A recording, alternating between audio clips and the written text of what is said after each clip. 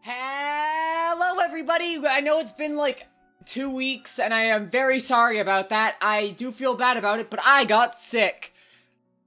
Again. For like the 9th. It's been ridiculous, I swear to God. It's been a rough few months, okay? But I have been really looking... Sonic as well, hi! How's everyone doing? Hope you're all having a lovely Wednesday afternoon. I'm enjoying my day. I'm feeling a bit better now. I hope you're all happy to hear that. It's 7 p.m., not afternoon.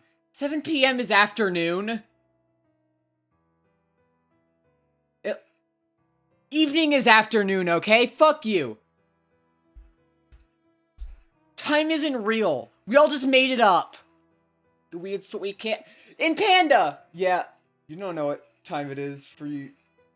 It is 6:35. 2025. So, yeah, no, I am a time traveler. What the Creeper, what the fuck? It is lovely to see you all again. How are you all doing? It's been so... I really miss this. I'm gonna be real with you all. I always miss you guys whenever I take a bit of a break. And it's great to be back. I'm super excited. We did the first part of this a little while ago. And I will say, for the sake of, like, having, like, a jumping on point for everyone, I did go back, restart the entire game, just to get, like, a better save point.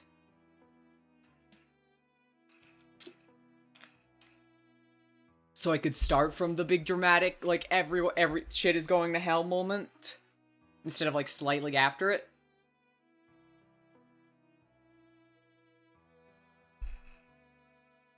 So I'm very excited. I really enjoyed playing this last time. It's a very good game so far, the Chrono Jotter. It is a murder... Well, it's a mystery, suspense kind of deal. I don't know if I would say horror strictly, but...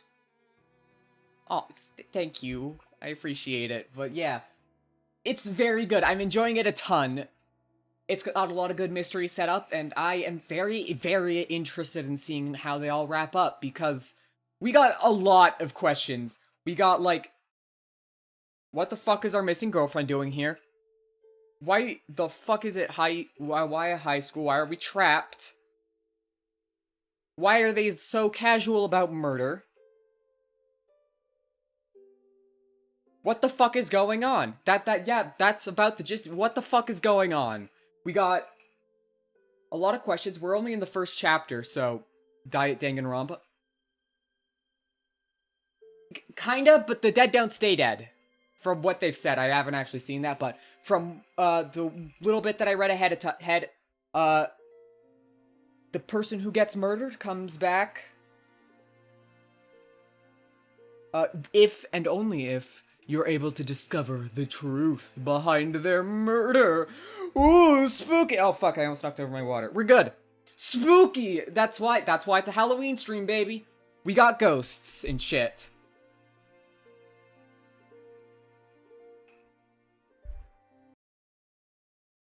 But yeah, I guess we'll get to see more, because I don't really know much about the funny murder game that they're playing. All I know is that they're very casual about it. Oh wait, I should pause my music. Oh wait, no, I did. I'm stupid. But yeah, you'll notice that one of these saves is slightly later than the last one. There's no reason for that, I promise.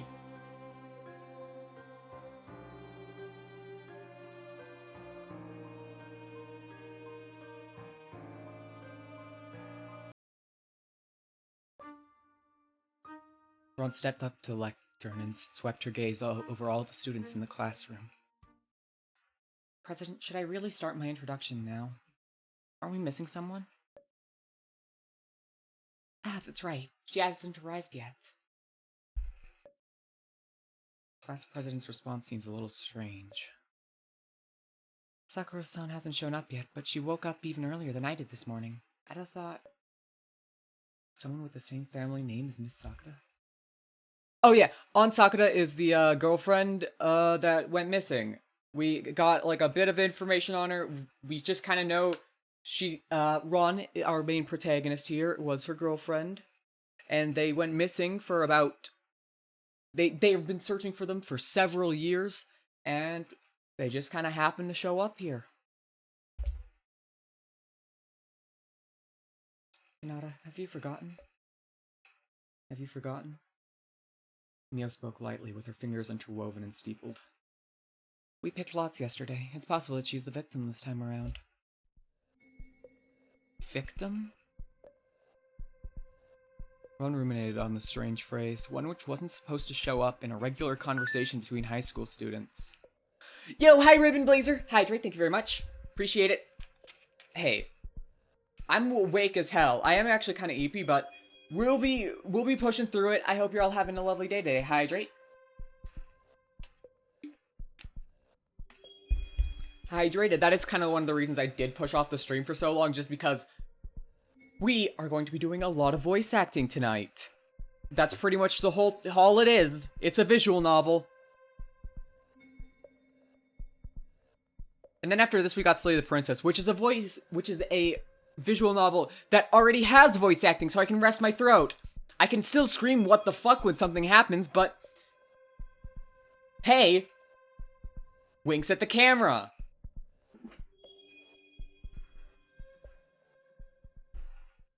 If you need any help with voicing, I think I got it for now, just because it's a fairly small cast of characters. But yeah, I'm excited for Slay the Princess, just because there's the new version coming out on the 24th. I am going to have to miss it by a day, because I have a dentist appointment tomorrow. Gonna go slay a princess. I mean, at least ask me out to dinner first.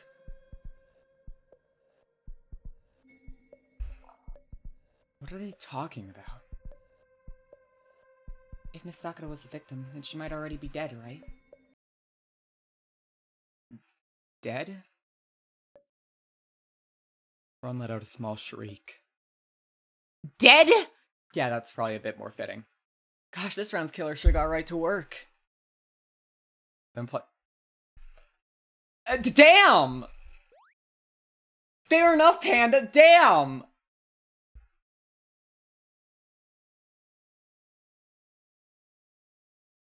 Huh, okay.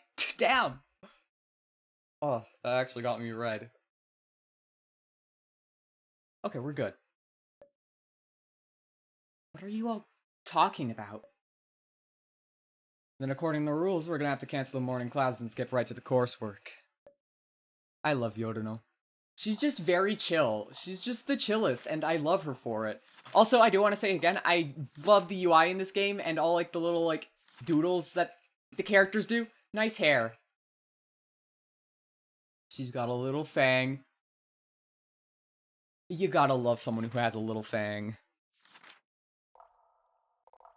I love all the little doodles. That was one of my favorite parts of the introduction. Just cause, look at all the fucking doodles. I love Ron's art. It makes me very happy. It's so silly.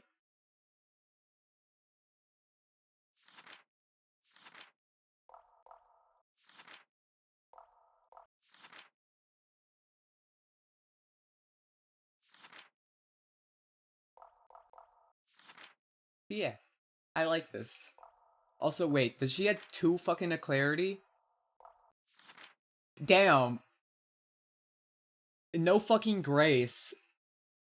For those who weren't there for the first stream, clarity is basically your, dexterity. Your, it's kind of dexterity with athleticism. Basically, she doesn't go outside. Or walk. Damn. Abysmal score. As soon as Sai finished speaking, she picked up her bag and left her seat. Ron looked about in bewilderment, hoping someone would explain things to her, but the others were also cleaning up their things and getting ready to leave. I saw Sakura earlier this morning while swimming. It's possible her corpse is somewhere around there. Let's go. Hold on!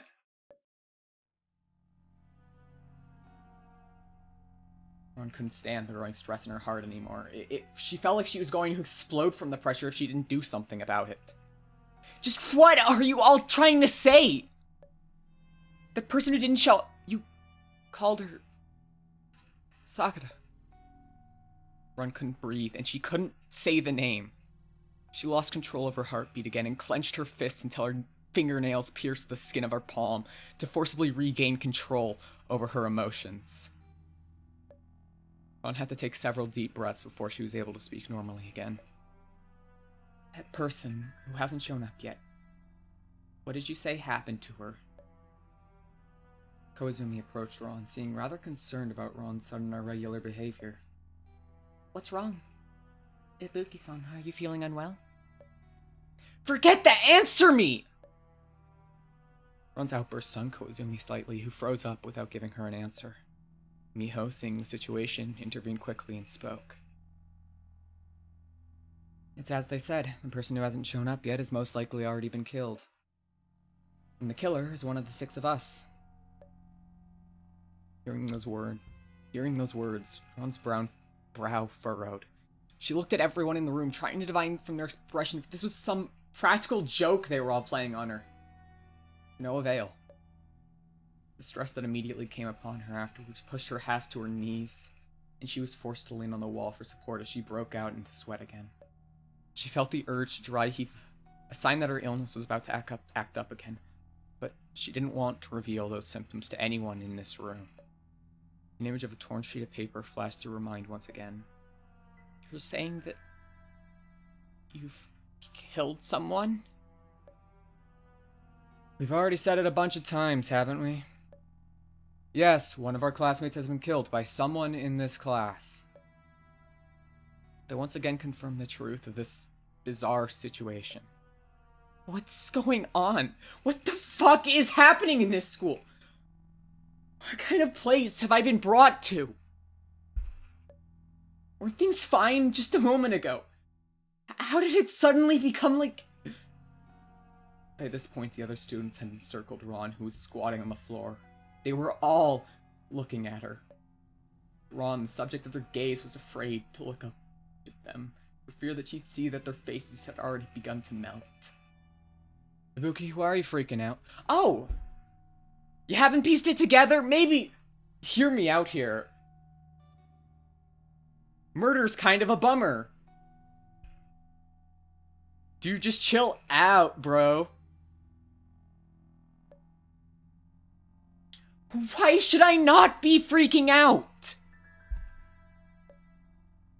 Ron was quietly hyperventilating. Forget seeing the corpse. Just your nonchalant attitude and the way you're all talking about something like this is enough to make me want to panic like a crab in a deep fryer. I sure ain't ever seen a crab that can still crack a joke like that after it's already been thrown in the fire. Ron used the periphery of her vision to peek at Sai's face. It didn't look like there were any irregularities. She relaxed slightly at that and slowly raised her head to look at the other students. Crabs are great.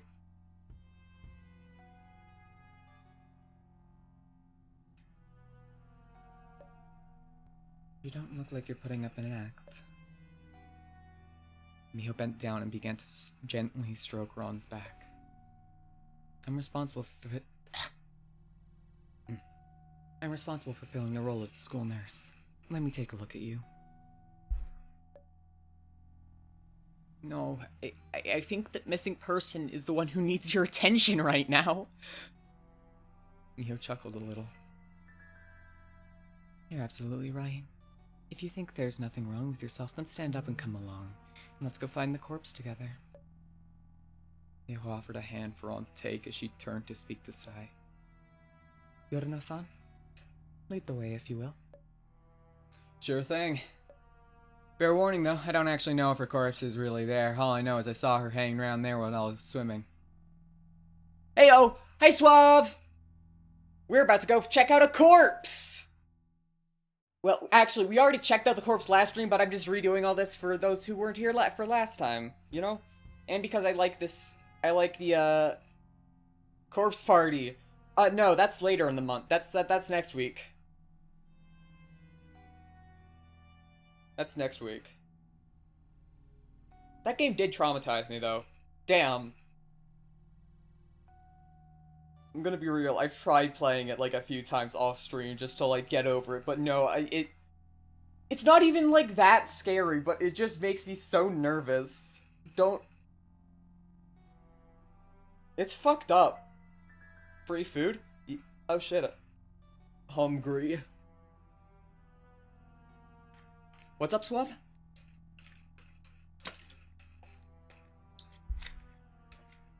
Are you screaming no at the free food or me playing Corpse Party next week?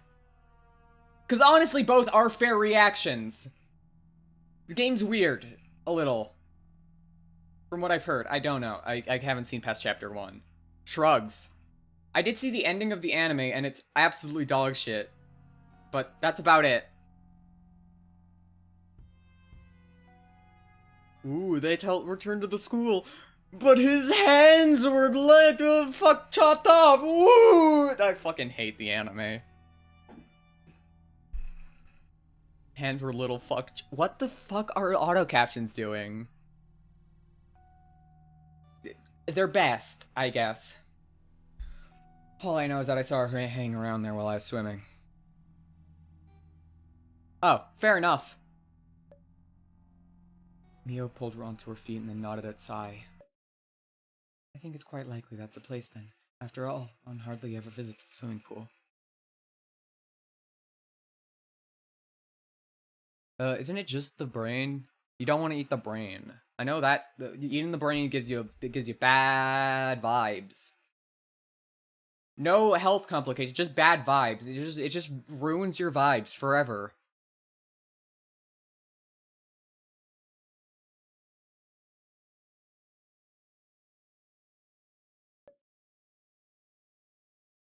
That's true. I've never seen Ongo swimming of her own volition.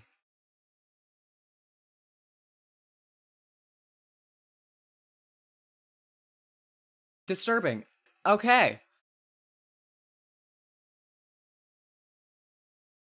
Huh. Okay, we're gonna move on.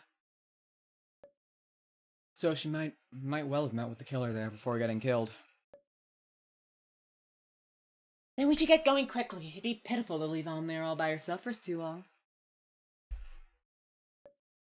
We should deal with it sooner rather than later so she can be at peace, right?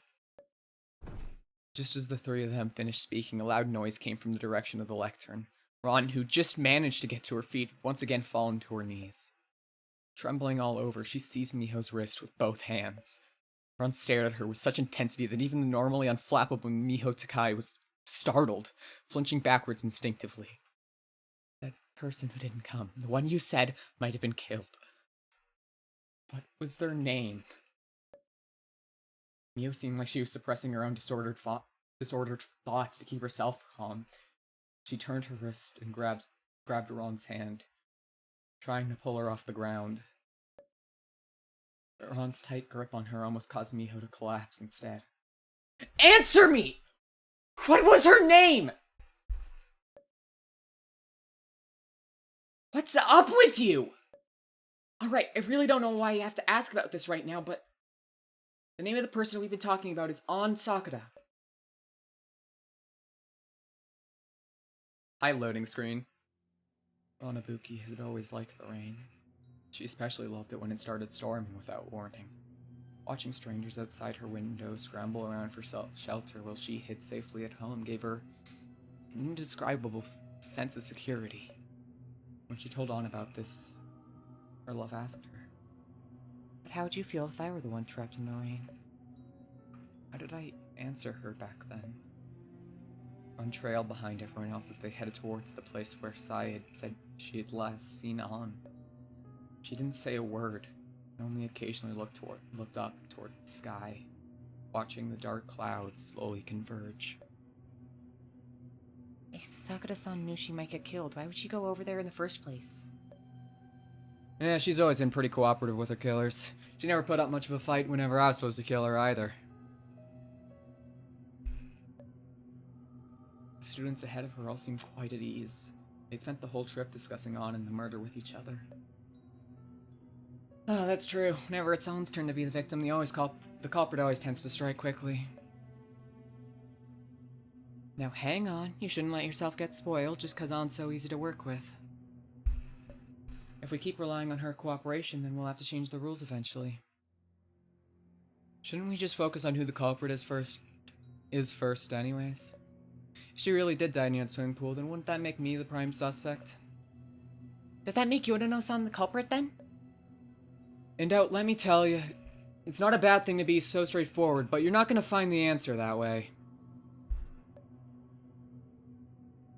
Hey, it's not like she's completely straightforward. Tama frequently surprises with the things she chooses to do, too. Isn't that right, Tama? Tama shook her head fiercely. I just picked up a few things from my books is all, because I hadn't had the chance to read often, because before. And despite knowing my methods, Asakura-san's never exposed me before. Well, we did read those books together, after all. Listening to the students' conversations, Ron began scratching her scalp again. But it didn't stop the pressure from rising within her. Hey, are you okay? Slowing her steps, Miho came to Ron's side. No, I am fine. Shouldn't you be happy that I'm suffering anyways? I thought you hated me. Ron turned her head away, not wanting to speak to Miho. You're making me sound like some kind of psychopath. I don't hate you, okay? I just want to know why you showed up here, at our school. Miho tilted her head slightly and inspected Ron's face carefully. Pale face, trembling lips. Pupil dilation's pretty unnatural, too. Ugh. Hydrate. We're gonna have a lot of water drinking today.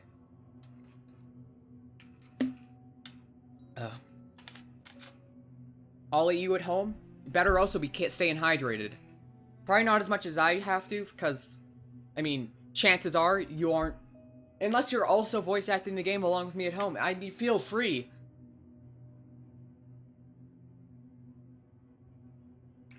Just don't upstage me, motherfucker.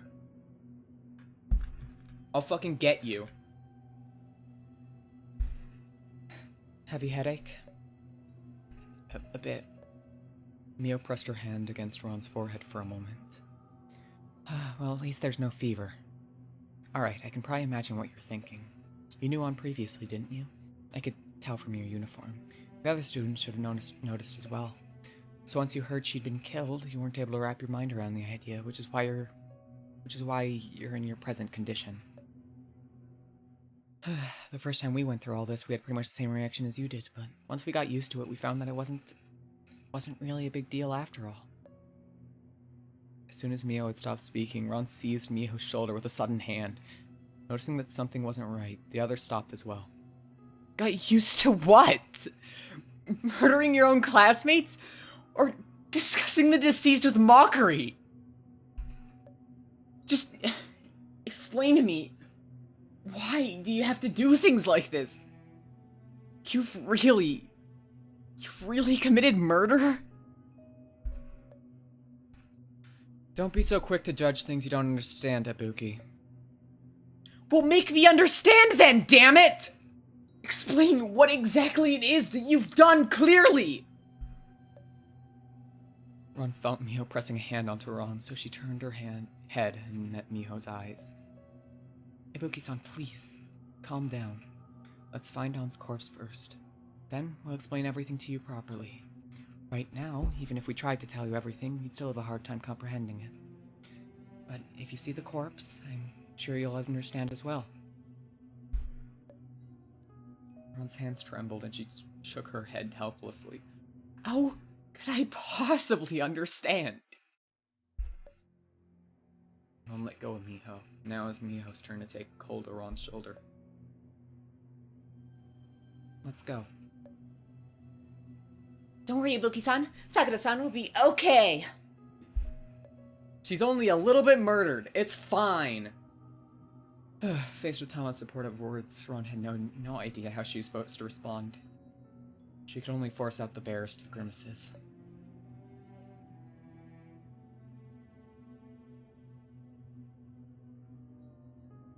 Oop. Snooze those ads real quick. Hope everyone's enjoying the little recap. I'm enjoying redoing the scene just because I love all the intrigue. I love how casually it's treated. It's got some real good intrigue to it. What the fuck is going on?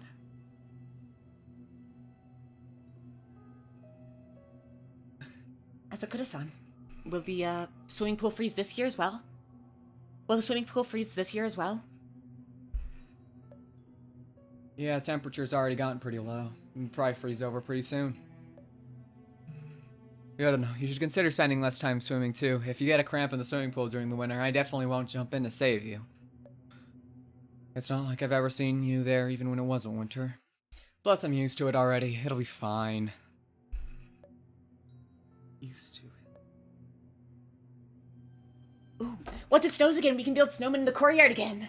Let's build a chibi Miho in the snow together, Sai-chan. Yeah. Are you bringing that back up on purpose? Oh, right! That one time Sai-chan got killed, they hid your corpse in a snowman, didn't they? Almost scared me to death when I went to shovel up the snow that day. All that I can say is that sure is Tama for you. Always exceeding our expectations. Don't. Stop. Oh, dog. Jesus Christ. Tama's embarrassed expression made everyone crack up. What in the hell? You're embarrassing me.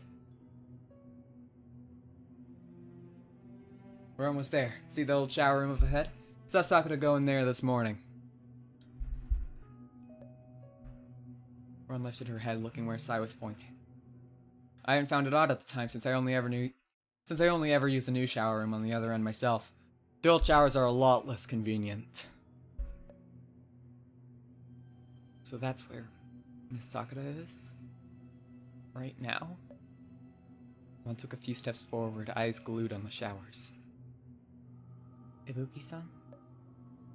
Ron rushed towards the old shower room and pushed Miho, who was standing in front of her, out of the way with one hand. Ibuki-san! Ron's footsteps grew faster and faster. She knocked Sai's shoulder out of the way as she charged forward. Ron rushed into the shower room that Sai had indicated. Clutching the frame of the door, she stared at the girl leaning against the wall before her. Ron pulled her shoulders in, not sure where she should put her hands. She flailed her arms meaninglessly in the air as though she'd forgotten how to control her own body. Finally, she brought her hands up before her own face, letting her fingers wander up and down her face like kutsu. I don't know how to pronounce that, but Tom is just going to assume that was correct. I am very sorry. My bad. Ron pried her mouth open with her hands and finally let out a shriek. Without question, the corpse in front of her was the love of her life. An Sakura. Hi, Joy. Hi, Red. We're doing a recap. Well, I guess just a whole re-voice acting of the first part, just because I liked this scene, and I wanted to do it again. Hi, corpse. You can kind of see the Danganronpa inspiration in that little cutscene there. It's not subtle, but you know what? I can appreciate it. Wearing their hearts on, wearing their fucking influences on their sleeve. I can appreciate that.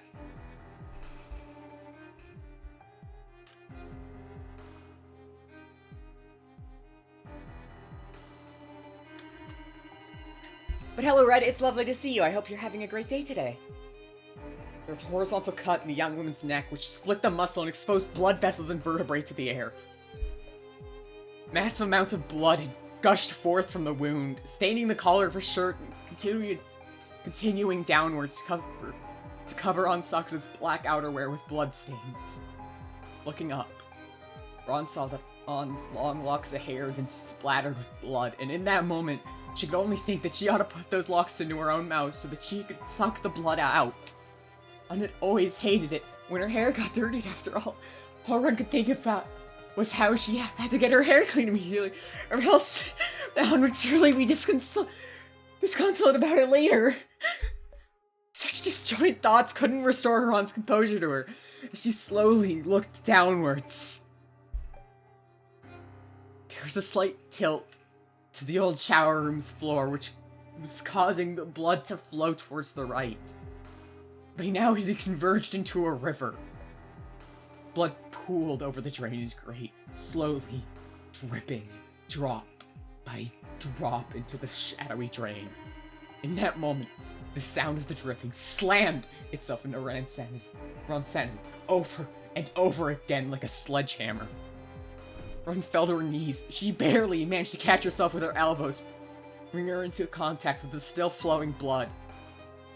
Looking down, she saw her newly red-stained hands and knees, and immediately arched her back and started tearing furiously into her own scalp. Nails scraped sharply against skin, letting out spine-chilling sounds reminiscent of flesh being torn. First to it all was Ron's on and off weeping. Sakura...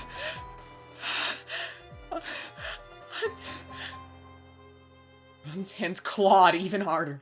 Already there were traces of blood and skin stuffed under her fingernails. She felt like she was dangling on a spider's thread, that thread itself the only thing keeping her from losing her mind to hell. Oh. Give me a second, I gotta drink water. I'm enjoying this level of emotional intensity. I don't get to do this often. We love a full fucking breakdown. Let's go! Hope y'all are enjoying it.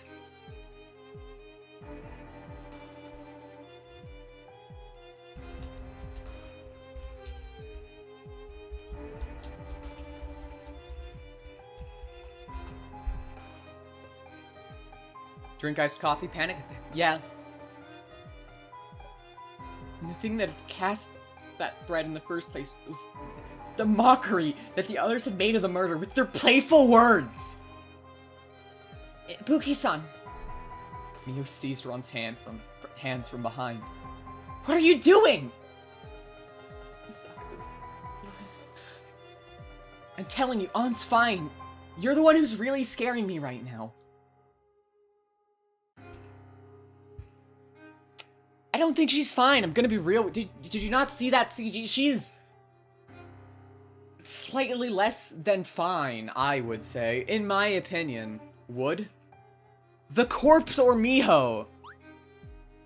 The corpse or Miho?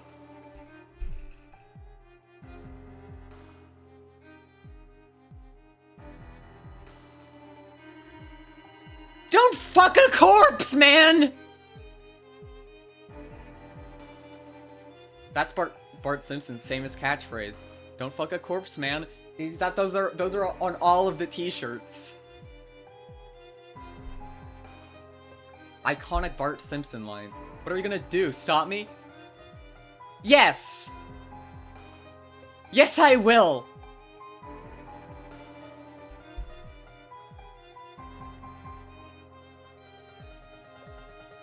Mio helped her up, but Ron immediately lost her balance and collapsed onto Miho's back. Can't stand back up? Can't stand up? Can't stand up? Miho held Ron's wrist with her left hand and gently patted her back with the right. Ron shook her head, her whole body powerless. But then she suddenly awoke and seized the collar of Miho's uniform with a trembling hand. Which one of you six killed her? Who was it? Tell me! Please, just calm down and let us explain. Listen to you, I've been looking for her for so long, and I finally managed to see her again. So why? Why did it have to be like this? Why did it have to be like this? Ron slowly released her grip on Miho's shirt as she wept unintelligibly. Miho didn't get angry with Ron's actions at all. She continued gently stroking Ron's back, trying to reassure her. She whispered quietly into Ron's ear. Ibuki-san, An's not dead. She'll come back to us. Ron shook her head furiously.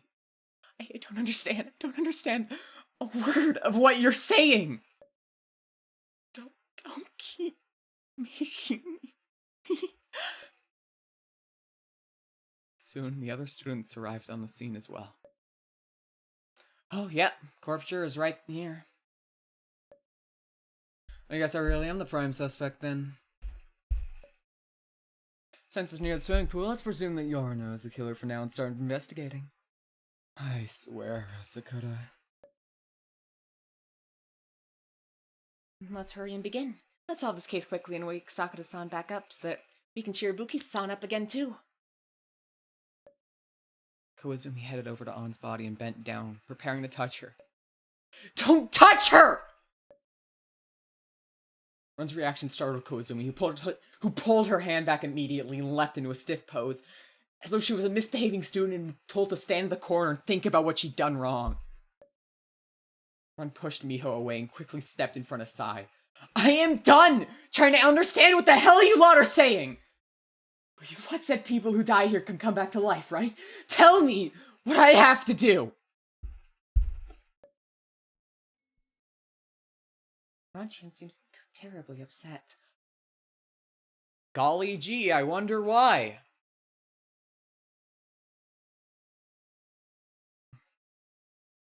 Even though Ron's emotions had been heavily perturbed by the sight of On's corpse, she was very aware that her rationality hadn't completely shut down yet. She probably knew On before this. She probably knew On before this. Yes! Oh, we're gonna get to that in a second.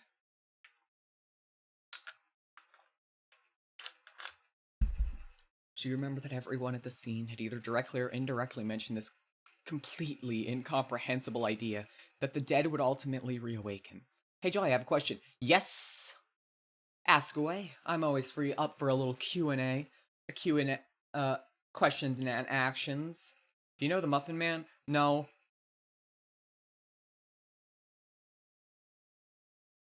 Dead fucking silence. No. I don't know him. And personally, I wouldn't trust a man who's named after, like, a pastry. Cause that asshole... Well, damn. Guess I was right not to trust him.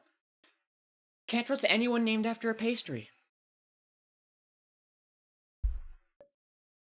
And based on their attitude to them, killing their classmates and reviving the dead was completely commonplace and mundane at this point. I heard her say in the classroom that she was looking for her missing girlfriend. If On hadn't noticed these things, she would have completely lost her sanity at On's death and allowed her condition to consume her. In fact, curiosity probably would have driven Ron to verify their outlandish claims anyways, had the victim been anybody other than On Sakura. Ron, don't kill people. Killing people's bad. Even if they come back, you shouldn't do a murder. Basically, what you need to do is identify the culprit and recount the steps she took to commit the murder. If you recount everything correctly, Sakura will come back to life. How does the revival work? I can't imagine such a thing. First the wounds mend, then the blood regenerates, and last of all, the heart begins to beat again. Before this, well, there was this one time that the culprit cut off all the limbs of the victim and hid them in different locations all over the school. They even cut open the victim's abdomen to, you know, expose their internal organs. Sai's expression grew complex, and she shrugged before continuing. We got to see for ourselves the full process of the victim's revival that time, so trust me, with such relatively light wounds as these, Sakura won't take more than a few seconds to come back to life. Uncovered her mouth as she imagined the scene that Sai had described. The kind of revival she's talking about is the type that restores the existing body while retaining the soul of the deceased. That means it can't be the Golem delivery service. They reconstruct entirely new bodies for the dead without retaining the soul. Could it be Mr. Blood Sculptor? I heard that one could repair corpses by causing wounds to grow new tissue. I forgot the girlfriend thing. Ibuki's gone mute again. I know I did all this like last time, but I still love the detail that they just draw attention to the fact that she's just like completely zoning out for like 10 minutes just to get her thoughts in order. That is deeply relatable. The Blood Sculptor knows a massive amount of requires a massive amount of readily available blood on hand, though, and I don't know if it has the power to preserve the soul. I've never seen it operate on a corpse, either. For those who don't know, the game has, like, I read all this off last time, so if you want that, like, detailed lore analysis, go watch the last stream, but I will just quickly show it off just because it is cool. Black Arabian coon house cat with scarlet eyes. Its vocal cords are standard for feline organisms, and thus it cannot produce human speech. However, it is capable of understanding spoken Punjabi, which has allowed it to enter into a cooperative arrangement with Ron and Buki. There's the Golem Delivery Service. Non-physical, conceptual entity with the power to restore those killed by a certain method. Blah, blah, blah, blah, blah. It's very cool. I love the world, and it's very, very cool. I'm enjoying the story a lot so far. I hope you all can see why. I'm enjoying all these characters. They all have, like, very cool little interpersonal dynamics. I really enjoy it. It makes me happy. Happy bappy. There's plenty of other abnormalities related to revival. No, most of those involve retrieving the dead from elsewhere altogether, leaving the original corpse where it lies. Can't imagine what kind of power it'd take to enact revival on the original corpse itself.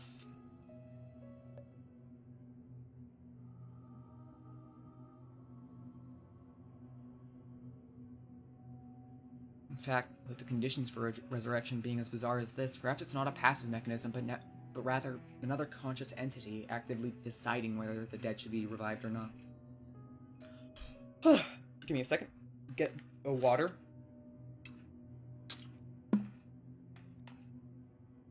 Again, with yelling, you're gonna want a lot of water. This was full before. I know you can't see it, but it is, like, pretty much already empty. I've already drank, like, a whole ass liter of water, and it hasn't even been 45 minutes. This is...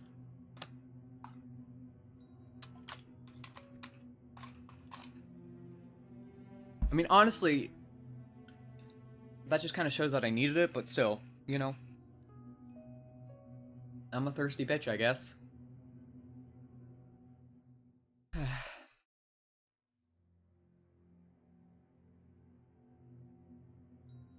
Sakura's chorus may not have made me want to hurl, but listening to you two sure does. Wow. I love Yorino. She's one of my favorites so far. She's just chill as hell. Ugh, damn. I can't figure it out. If only Lady Atara was here. She'd surely be able to see the answer instantly. How come you keep going into mute mode like that? Dawn sniffled a little and forcefully wiped away her tears. Her eyes were still a little red from crying. I understand. I was going to find the culprit anyways, no matter what. And if this can bring Miss Sakura back to life, then all the better. When that happens, I will take Miss Sakura away from this place. Well, you have to ask her permission for that, but I guess that's none of our business. Of course Miss Sakura will agree. After all, she's my girlfriend. Girlfriend?! Is that true? That's the first I've heard of it. I've never mentioned you to us before. Never mention me? What? Forget it, I can figure that out later. Ron turned and approached Dawn's corpse. She kneeled down and brushed strands of her hair away from Dawn's face so she could see it more clearly. Girls can't love girls. Wrong. Incorrect. Truly, this is Yuri.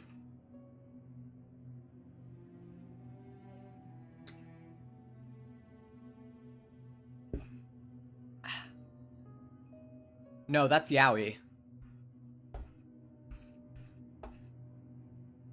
You would think Yuri on Ice would be Yuri, but no, it's Yaoi. The main character is just named Yuri.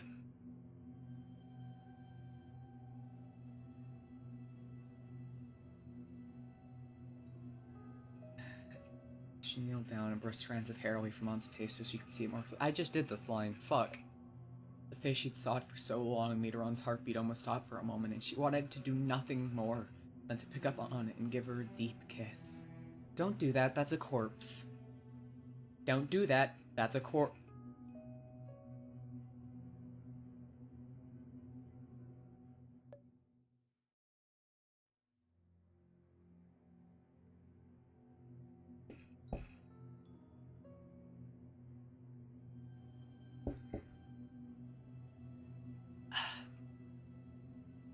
But on Sakura's bloodless face and the stench of blood all around them, forced her to remain calm. Please, just endure it for a little longer, Miss Sakura. I'll find the truth. No matter what the causes, I'm now enforced in what they consider normal, everyday life. Hi, Natsu. We're back here. We're doing a little rereading of the last bit just because I was very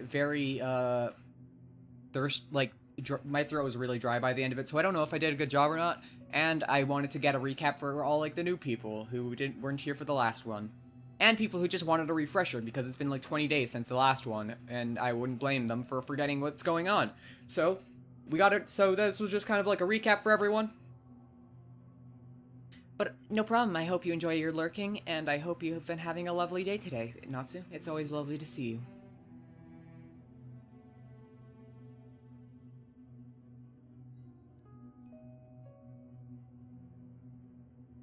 I do gotta refill my water though real quick, just because I don't want to run out in the middle of like a very like emotional scene. So I'll be like right back. Give me like 2 minutes, and by that I mean probably half that.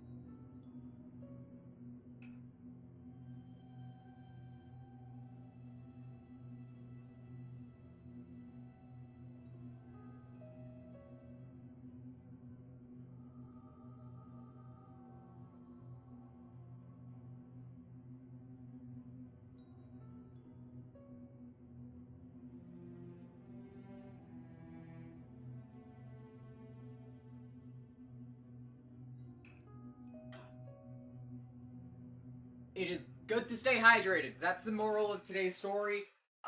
And murder is fun. That's also that's the second moral. Be sure to write that down. There will be a test on all the Joy Kirbs moral lessons that I've taught you. Murder's good. Drink water. And there'll be more, I'm sure. Aren't I such a good teacher? They should put me as like an elementary school teacher. I'd do great with those kids.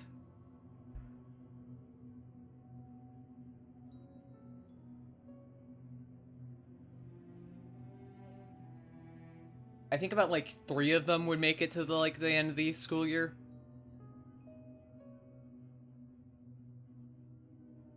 Five if we're being generous. A school that's been isolated from the outside world for a year without being affected at all. The linguistic abnormalities, the students who murder each other and revive the dead by finding the culprits, and the rest of the strangeness. I have to keep my wits about me at all times. If I let myself believe, like they do, that all this is completely normal, then it's possible that I'll never be able to get out of here. Miss Sakura, you have to wake up. Please. I'm nothing without you.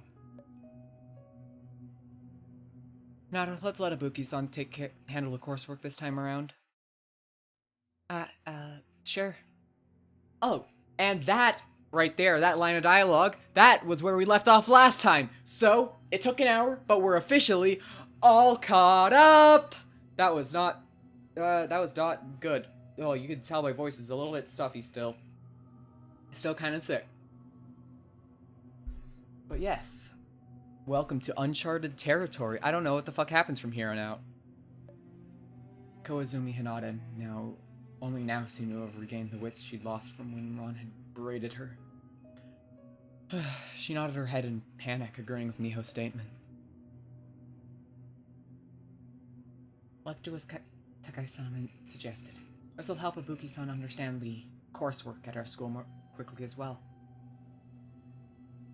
What's coursework supposed to mean? I don't know if you noticed or not, but on our syllabus, we only have classes in the morning and every afternoon marked as free activities. This sort of situation is what we refer to when we say free activities.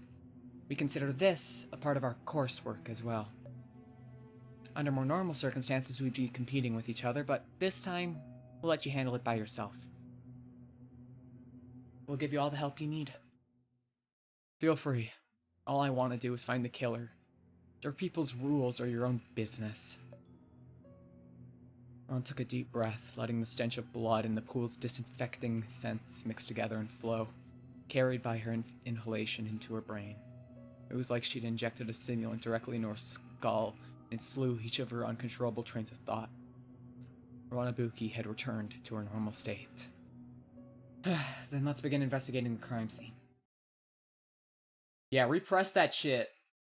You're fine. She's so fine. Not at all distressed. She's totally fine. Alright. I don't want to go right into the corpse because that feels kind of fucked up. We're going to check out the handbag. Let's hope she's got money in the wallet. Look. Ron scanned the area, confirming the situation again. Besides the area around the corpse, there are no other natural bloodstains. Miss Sakura's bloodstains don't show any indications that her corpse was dragged anywhere, so this should be the original scene of the crime. But there's an abnormal amount of blood at the scene of the crime. Unless Miss Sakura didn't die quickly after her neck was cut, allowing her heart to continue pumping blood. Both a wound like this, death ought to have been extremely fast. Ron shook her head, stooped down, and opened on Sakura's handbag. The handbag has clearly been moved. Miss Sakura should have been carrying it on her shoulder, or at least in her hand. When she was attacked, she stepped back and hit the wall before collapsing. The bag shouldn't have appeared here, and the bloodstains wouldn't have looked like this either. Did the killer take anything out of it? A notebook, some stationery. That's all that was in the bag. And the stationery didn't look like the kind that Miss Sakura usually favors either. And Ron searched all over the handbag, but she didn't find what she was looking for. Strange. She put down the handbag and began rifling through the pockets of On's jacket and dress. Not here either. Miss Sakura didn't carry her phone with her? President, does Miss Sakura keep her phone on her usually? Gozumi seemed to skip a beat before answering. We keep our phones on ourselves usually. Otherwise we might not be able to call each other if we got into trouble. Does Miss Sakura ever forget to bring her phone with her? I doubt it. Han's very consistent. Never seen her make a mistake. She's the kind of girl who could brush her teeth without spilling a drop of water. Aya, can you not? Aya, can you not? Pretty sure you're the only person in the whole class who can't. Oh my god, she can't. Damn. Alright, gang, we found our fail girl of the game. Brushing teeth is hard. I mean, being consistent about it, yes. The actual brushing, I don't think it should be. Skill issue, I guess. That's the only response I've got.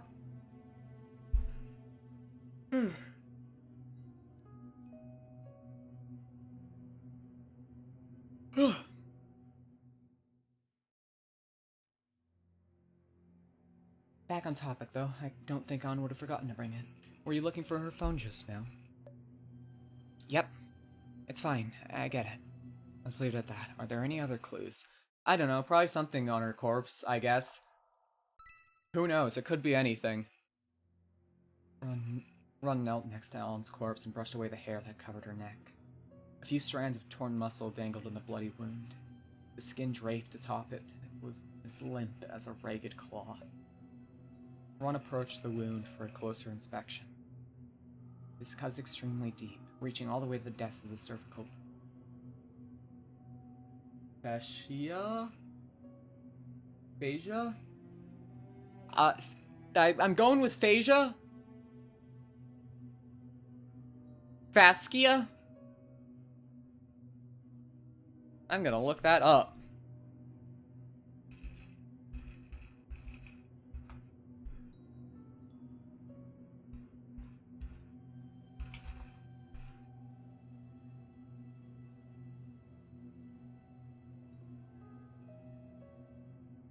What the fuck? Why is this video...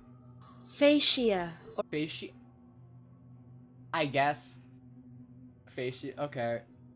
I'm assuming that's maybe correct. Shrugs. You can never trust YouTube videos telling you how to pronounce things. I'm gonna be real with you. I don't know why.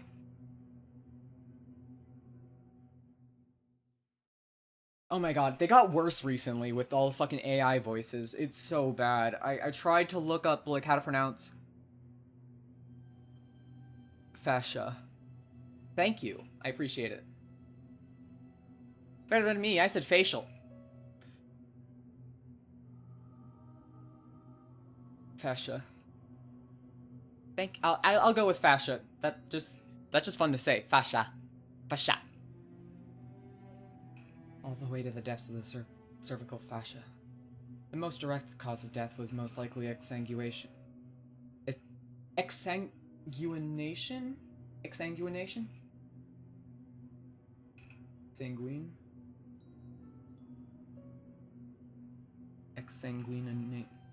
Sanguination? Fuck! God damn it! Ron, stop saying big words! I'm too dumb! Oh yeah, she was bled dry. Yeah.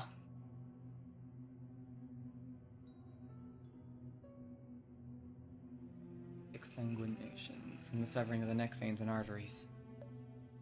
Though, as the windpipe has been severed as well, it's possible that Miss Sakata had already died of asphyxiation before the exsanguination reached fatal levels. Literally pronouncing it right on your first try. Exsanguination? I'll take it. Also, thank you. I hope you enjoyed the intro to that if you were there for it. I love doing breakdowns. They're my favorite thing to voice act. Getting to put in like a few manic laughs, just fully losing it. It's fun. I also love yelling. I'm sure everyone else in the house doesn't, but what can you do?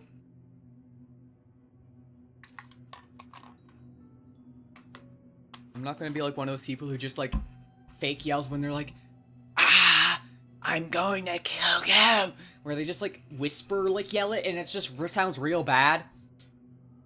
Ah, I'll kill you. Yeah, no. I don't know if that actually how it's. I can't do it. I can't do that.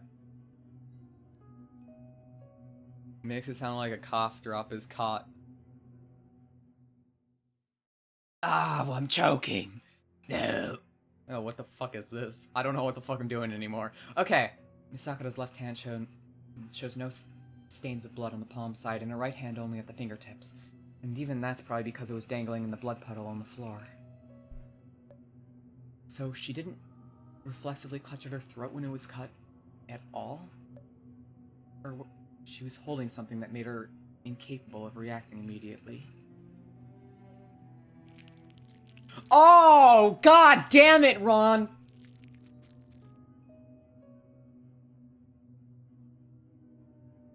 Ah!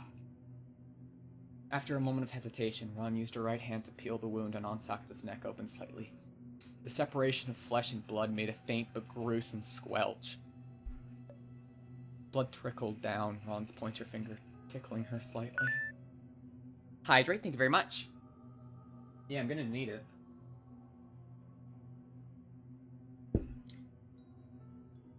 I am very curious to see what happens from here, though.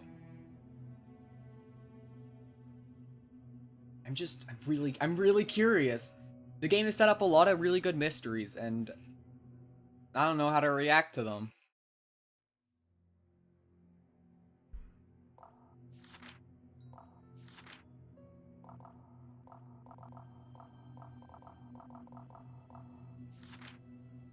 Oh yeah, fun fact, one of the Tama here has experienced a great Kanto earthquake, which was about 100 or so years ago. And the game takes place in modern times, so yeah, there's time fuckery here. I don't know what the fuck's going on, but I just feel like that's important to note for everyone here.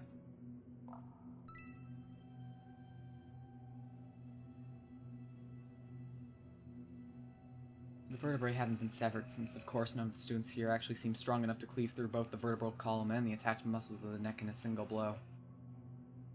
Ron stretched her neck out to observe in detail. She noticed that several small cut marks had been left on the vertebrae. I see.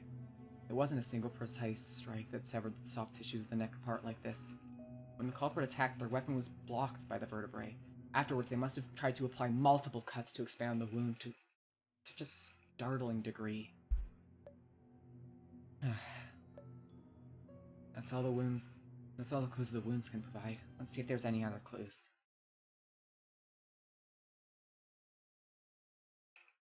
There's an X, so I'm gonna guess no. Miss Ibuki seems very practiced at this. Tama spoke in a quiet voice to Makoto. Maybe she's watching many police procedurals. Police procedurals? I mentioned it back when she showed up in the classroom. No matter how you look at her, her claims that she got here by getting lost are highly suspicious. Not to mention how she says that she's just an ordinary high schooler. Mio paused a bit, looking at Ron's silhouetted back before continuing. Perhaps Ibuki-san has her reasons to keep her secrets, though. Ron stood up and approached the students, who were whispering amongst themselves. I finished investigating the corpse and picked up a few clues, but I'm not a coroner, and I can't determine the time of death. Takai, you said you're the school nurse here, right? Can you perform an autopsy? What do you think? Ron shrugged. Well, the way you acted so cavalier about all this, I figured you'd have a whole procedure in place for this by now. Looks like you've recovered quite well if you got the spare energy to snark at us. I'm serious about wanting to know if there's anybody among you who can perform a corpse autopsy. The time of death of the victim is connected to the window of opportunity for the culprit to act, and thus all of our alibis. Knowing it would be helpful for eliminating suspects. Wow, she does sound like she's on a cop drama. I was too embarrassed to talk like that the first time I investigated. Ron-chan sure is incredible. I love her. She's just little and full of energy. Little fucking gremlin. Love her. I seemed so excited she was practically about to clap. Now it's Yoel's turn to make fun of me. Fun of me, huh? Otherwise, right now, the only time frame we have to work with is Yorano's testimony about when she last saw Miss Sakura. If she's not lying, then Miss Sakura was killed sometime between when Yorano saw her and when the class president reached the classroom. My ass sadly gotta go. I gotta do some stuff. Hope y'all have a good stream. You're all good, Swaff. You feel free to watch the VOD later. I hope you're all enjoying the mystery, the spooks, the murders, the homicides, the dead women. I love your voice acting, Roop. Thank you! I appreciate it a lot. That genuinely does mean a lot to me. I do my best to give each character, like, a distinct voice. And give them, like, the necessary, like, emotions. Because I feel like a lot of people, when they do, like, a voice, it's just kind of, like, the one voice. And it just kind of lacks a lot of emotion behind it.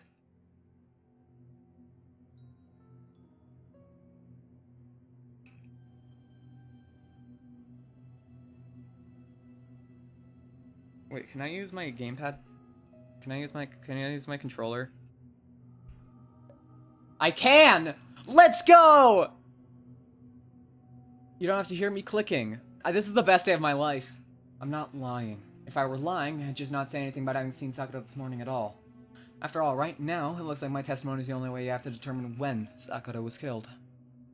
We don't know that for sure. If you killed Miss Sakura far earlier than that, then it might serve you to lie about having seen her alive when she was in fact already dead by that point. Though the blood is yet to completely dry, so even if there's some error in the timing, it probably isn't that far off. Could have been anywhere from 30 minutes to an hour. Could have been anywhere from 30 minutes to an hour earlier, though. So I lifted her eyebrows and nodded as though she'd been enlightened. If we're just talking hypotheticals, then sure, I guess. No matter what, Misakata's death couldn't have happened any earlier than that. So, let's start from the assumption that Yodono's not lying and start eliminating possibilities. Koizumi nodded, looking happy that Ron was fitting so well into the group's normal dynamic. Go ahead, Ibuki-san. We'll all cooperate with you. President. What is it, Ibuki-san? You realize that the most suspicious person right now... There's no suspicious people right now are Yodono, who was swimming at the pool, and you. The person who arrived last at class. The person who arrived the latest to class besides her. Oh, let me get it. Refill my water. By that I mean drink water, not refill it.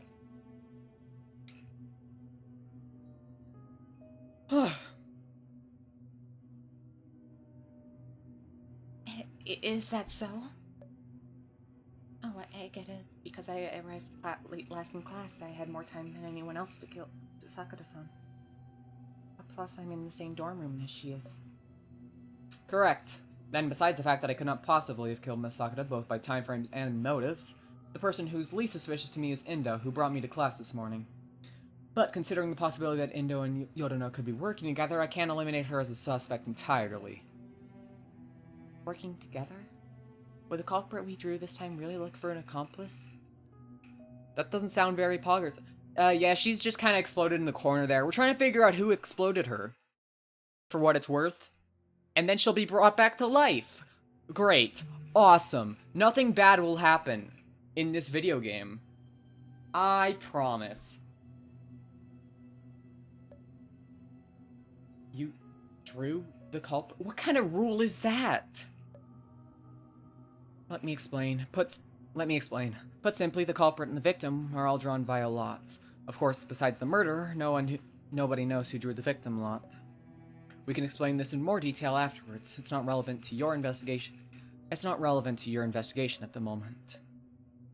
For now, just note that, though an accomplice situation isn't very likely, it can't be ruled out. There's so many bizarre rules. Do they really treat this kind of thing as a game? Yes. In that case, you're not free to suspicion either, since you and Toyama arrived at class together, and you can't provide alibis for each other anymore. Wait, so she exploded? We have to find out who exploded her, and then Yep, that's about the gist of it. That's the premise. That's the premise of the game. Well, actually, she got her neck cut, but, you know. Exploded is funnier, so...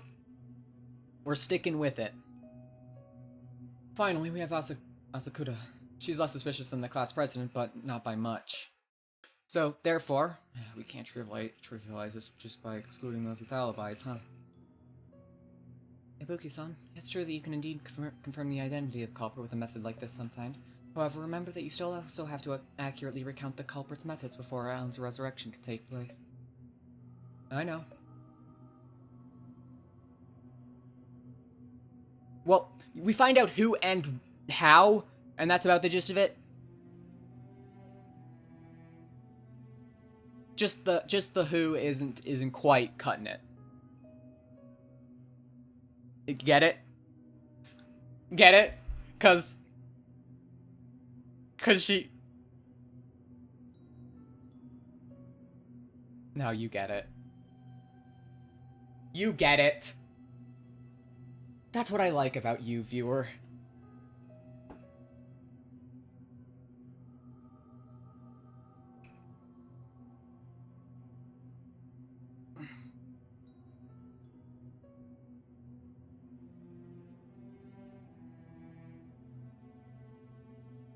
Can I have a new partner?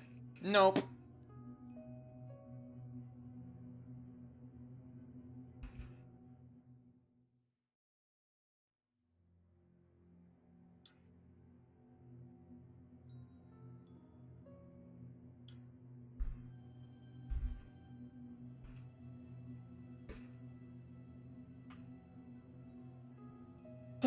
Alright. Hearing Miho say the word resurrection again, Ron realized once more what she was trying to do here could only be described as utter ridiculousness. But it was the only choice she had. So the key question is whether Yorino actually saw Miss Sakura, as well as what Miss Sakura came here for. I think this is all I can get out of their testimonies. Now... Ron gently touched the notebook in her jacket's pocket from outside. Let's use the notebook. I've got some ideas, but I'd like to think by myself for a moment. I'll find somewhere quiet to get my thoughts in order. I'll leave Miss Sakura's corpse to you all. To you all. Wait, why not tell us what you're thinking so we can help you help discuss your ideas with you? Yeah, wouldn't it be better to think together? Ron stopped at the door and turned to look towards Aya Toyama. Sure, maybe. But just how exactly do you expect me to trust you all? I mean, she's not wrong!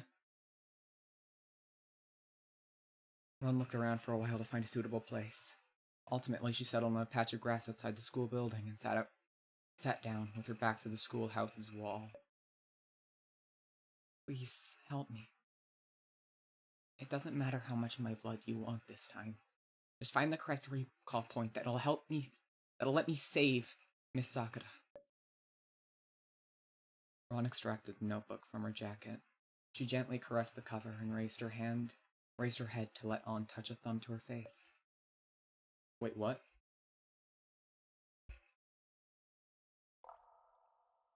What? She gently caressed the cover and raised her head to let On touch a thumb to her face. She knew that On wasn't actually here, of course. It was just that each of her recalls were always preceded by the same hallucination. That On Sakura was right there by her side. Hallucinations were a constant companion, of course, but it was always On's solution that was the strongest right before she performed a recall. The point where she could almost smell the fragrance of her beloved's body. It was a warm scent, a fragrance that belonged only to On's body. On lowered her head, flipped to an empty page of the notebook, and pressed the 5 fingers of her right hand against the page. Let's begin. As soon as Ron spoke, it was as if a switch had been flipped. Her fingertips heated up, and blood began to seep through the grooves of her fingertips. What the fuck? What the fuck? Okay, man. Alright, man. Cool.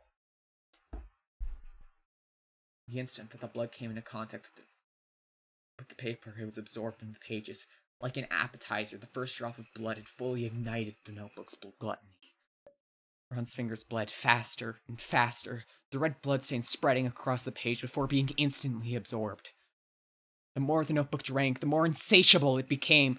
Blood flew from her fingers at an alarming speed, even making tiny splashes against the surface of the page. Finally, the rate of the bleeding began to outpace the rate at which the notebook could absorb the blood, and the page began staining itself red. Hey, stop!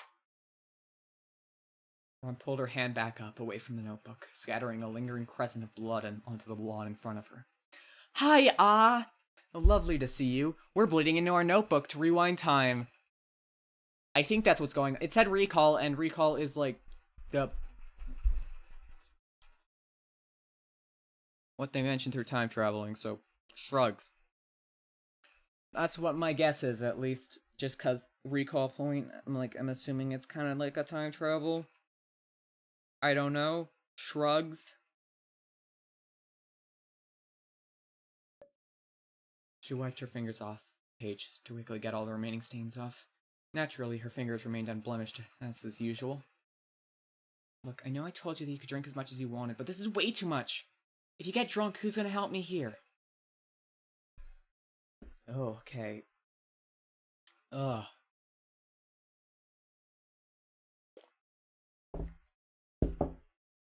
Man, drinking water is nice.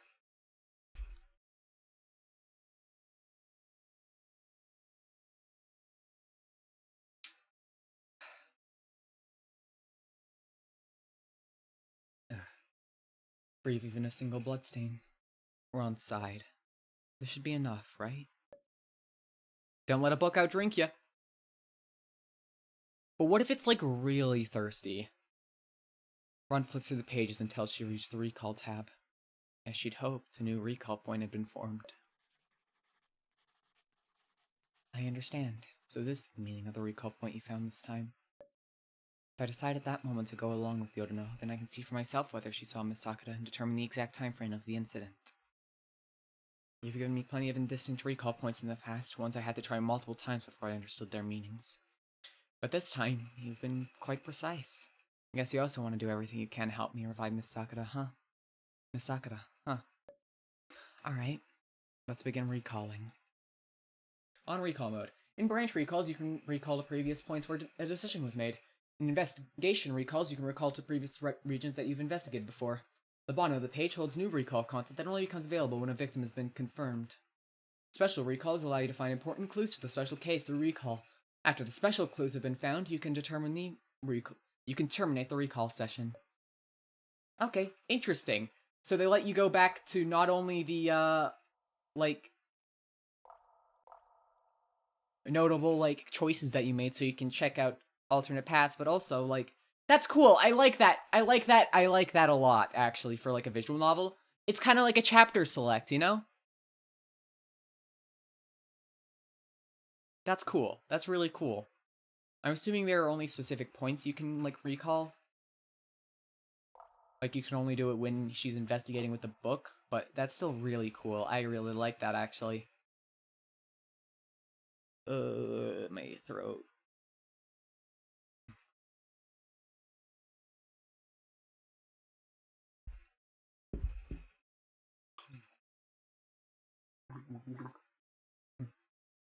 Ugh. Gargling water sometimes helps. Doesn't always help, but, you know.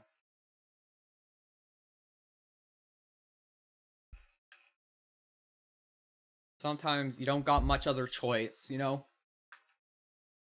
The back of my throat feels real fucking dry. So I'm hydrating it. I do gotta refill my water. Again, since my, big water bottle ran out, I've been refilling, the mug, the tiny little mug that I have that I usually refill just because it's very easy to refill, just in the sink. But it runs out a lot quicker, so I'm very sorry about that. Hi, Duck, I'll be back in a second. I'm just refilling my water. Give me 2 seconds.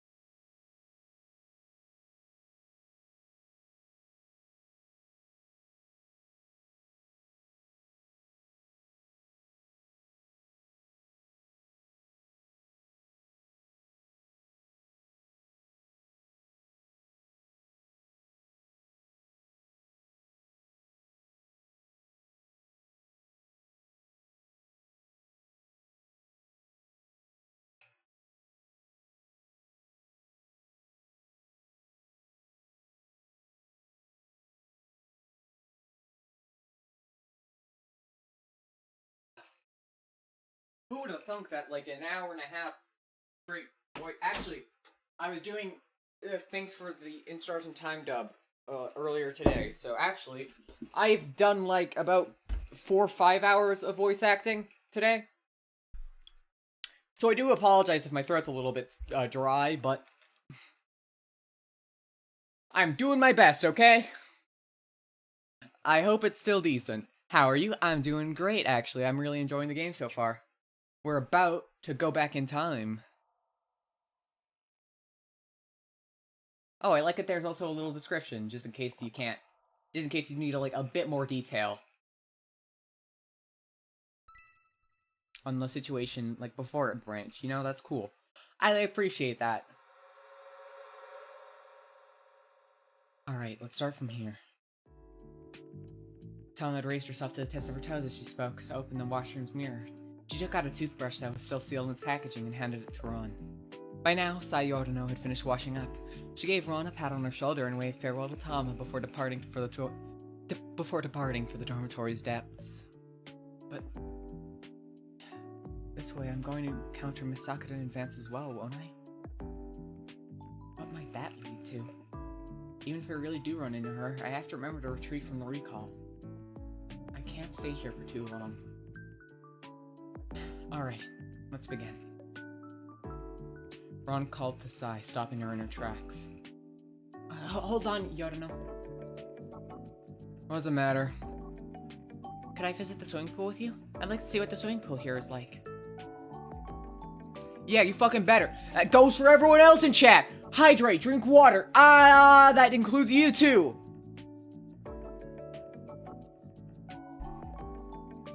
Aren't all pools pretty much the same everywhere? Sai was about to turn it apart, but perhaps upon noticing that Tama's huge eyes were filled with ignorance, she suddenly changed her mind. Well, whatever. I feel bad about trying to foist you off on Tama anyways. Come with me then. I guess my past self was thinking that compared to the schoolhouse, which I'd already investigated the night before, the unexplored swimming pool is worth visiting more. That's why she's choosing to chit-chat with Sayodana. Yeah, the recalls are as logical and reasonable as ever. That's reassuring. Hold on a moment. I'll be done brushing my teeth real soon. Also, I just want to say, I really like that the recalls also show fucking Ron from like a third-person perspective, because normally we're just in her shoes the entire time. And it's cool that they got like full character portraits. And like full, like, you know, this is cool. They could have kept it as like the first-person view, but it helps distinguish the recalls from the original scenes, and I think that's very cool. I think that's a very neat little detail.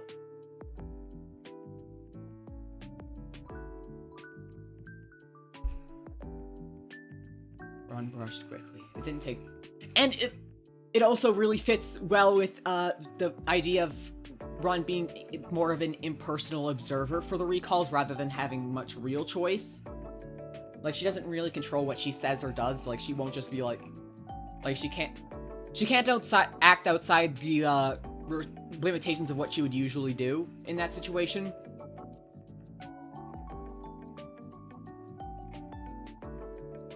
Which I think is a very, very cool touch.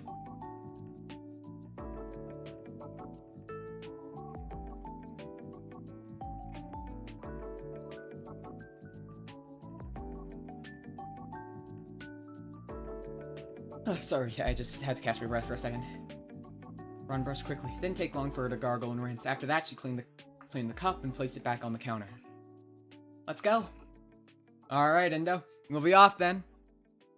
Tama lightly bowed to the two of them. Very well. See you again, Yorino-san and Nobuki-san.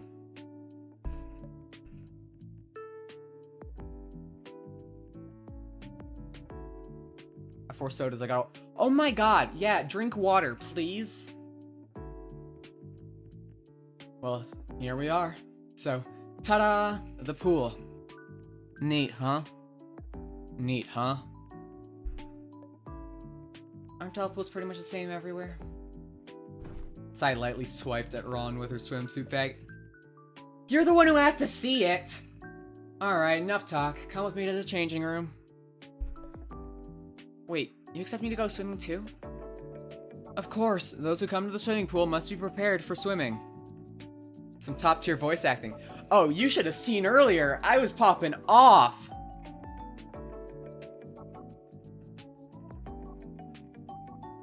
Like the intro to the stream where I did like the recount of all like the dramatic stuff? Peak. I got to do a cool, awesome breakdown. Those are my favorite thing to voice act. It's why I'm looking forward to Ace Attorney whenever I play that. Because those breakdowns are gonna be real fun to voice act.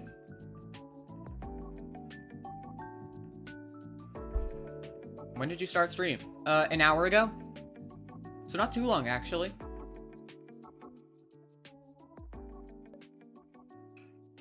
Look, even if you phrase it like it's some deep quote or something, there's no way I'm going swimming. It is way too cold for it.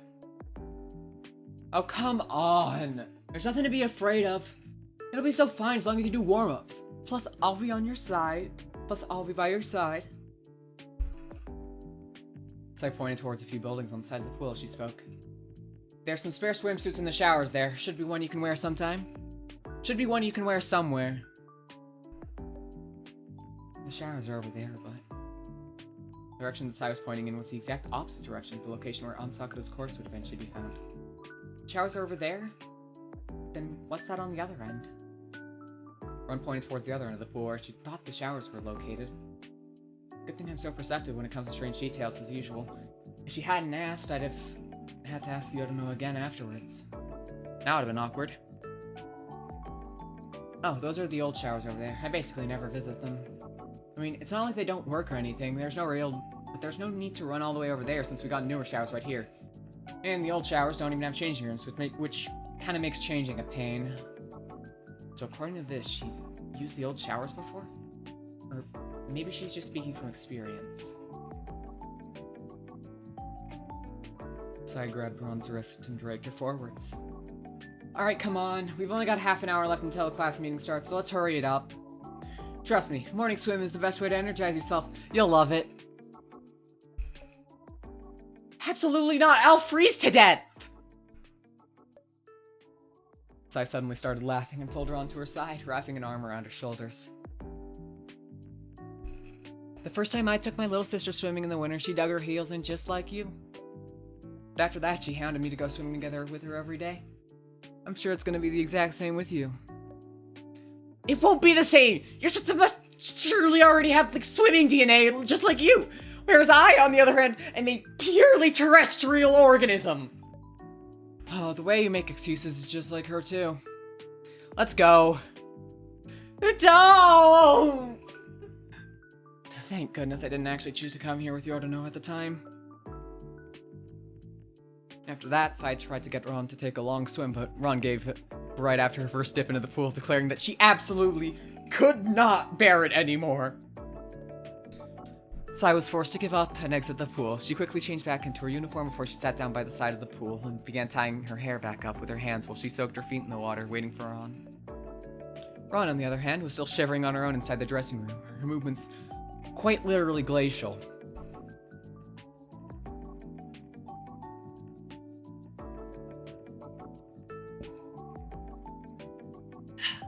What's going on? Miss Sakura still hasn't shown up, and this is absolutely not worth it.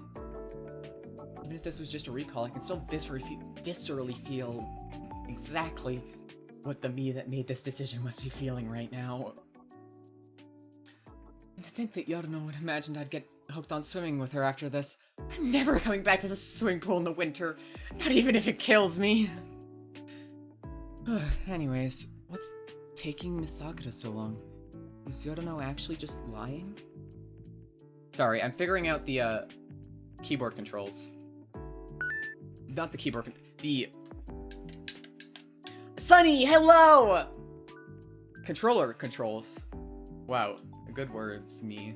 I'm kind of the expert. How you doing today?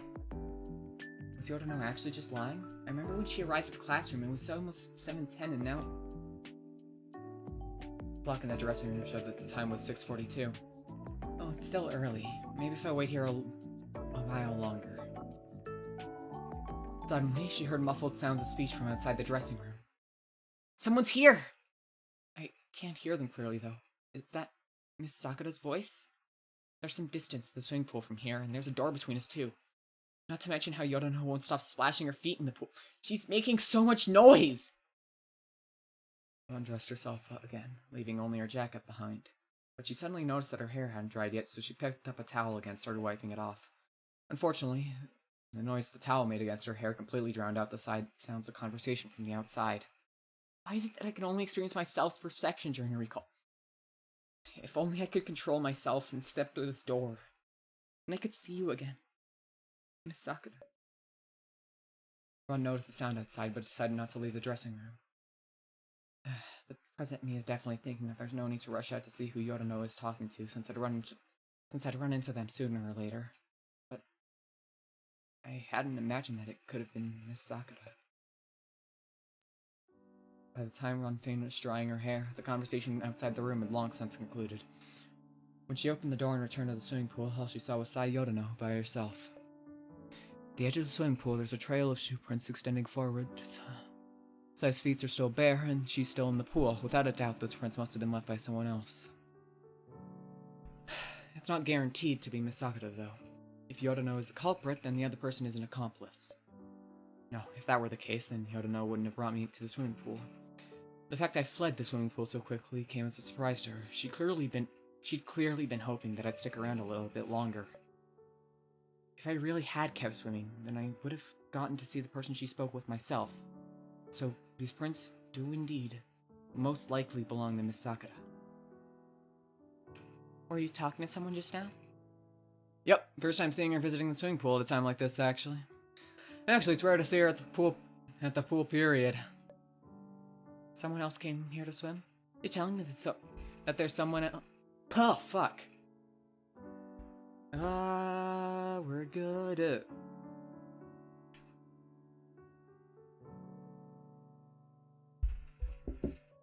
Tired? Me too.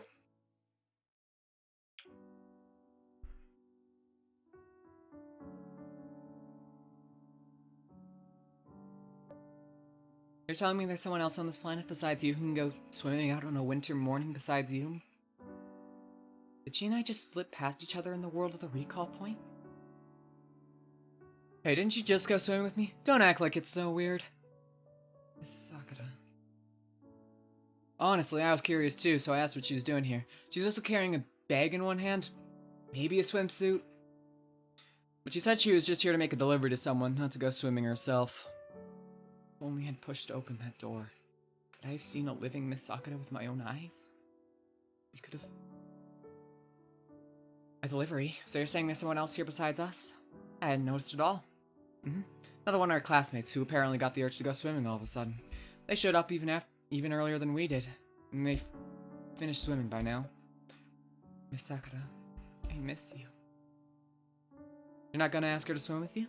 Nah. So I stood up, wiped her feet, and put her shoes on. Yurino's braided her hair back up. It seems she unties her braids before swimming and before going to bed.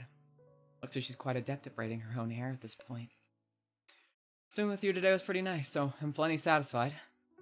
What, really? We hardly swam for that long at all. I figured you'd want more. Yeah, that'd probably be the case normally, but... Sai stretched lazily and then leaned in, placing her hand on Ron's shoulder. She was so close that Ron could practically smell the shampoo on her. Same as Ron's own. Swimming with you reminds me a lot of playing with my little sister. It's been a long time since I've seen her, so it was pretty nice. Also, it'd be a pain to put my swimsuit back on at this point. I'm guessing that last one is the real reason, huh? Sai laughed, giving no real answer, and took Ron's hand. God! I wish that was me. Blushes, like, a little. I love Yodano. Like, she's so... Blushes? Look. If you can't handle the Yuri, that's on you. Ooh, yeah, me too. Looks like this is probably good enough for now. Pleasantly surprising that I was able to see a different side of Yodano as well. Not bad. Alright. I guess we'll end recall then. Because I don't really have any notable branches so far. Ron closed the notebook and raised her head with eyes closed, shivering all over. Still haven't quite recovered from that swim. Ugh. I remember that one time I got my head chopped off in a recall point. It hurt for days on end after that. Then she lowered her head and briefly buried her face between her legs, letting out a weak groan. The mental pressure caused by the recall made her feel like someone had plunged their hand right into her cranium and blended her brain into a total mess. Ron grit her teeth and forced herself to repeatedly remember the experiences she had during normal time, so that the things she saw in the recall didn't get mixed in. Otherwise, she'd lose her mind. At least that's what she figured. Alright, no worries.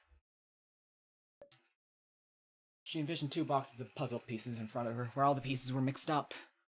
All she needed to do was complete the image of Aunt Sakura's smiling face on the left.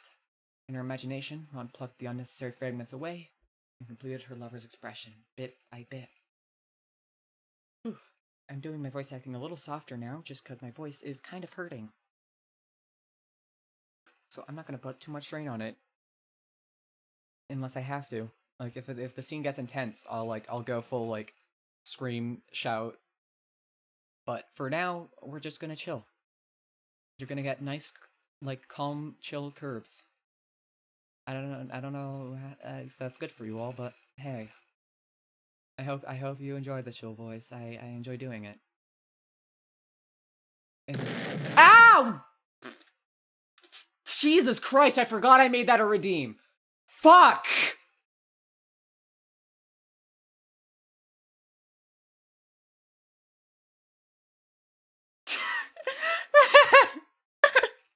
Damn it. That startled the shit out of me. It's almost done. Alright, that's enough. The answer to this case is obvious. So let's finish the job. Alright, enough clues have been collected. Let's try and find the answer. First, let's list all the questions and select the ones that are most worth considering out of them. The answers to those questions will lead me to the truth.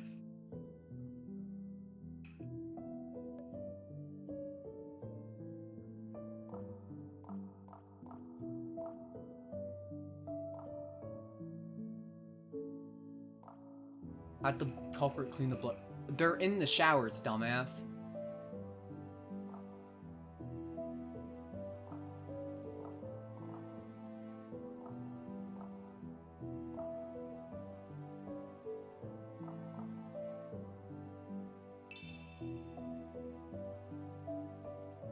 Oh, right. Yeah, if they were already... The culprit severed Miss Sakura's carotid artery and repeated the cut multiple times. They must have gotten a large amount of blood on themselves.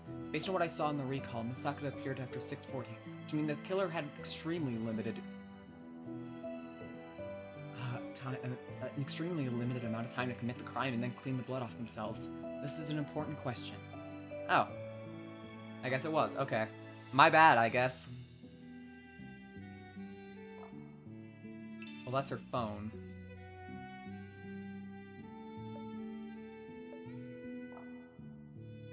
Might choose the pool as the scene of the crime.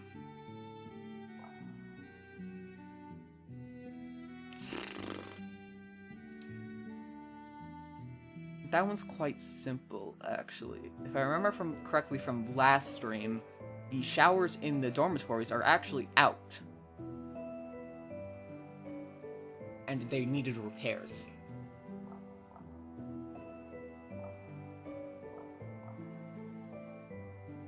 Was Miss Sakura the one who spoke to Yuri? No, I think that's...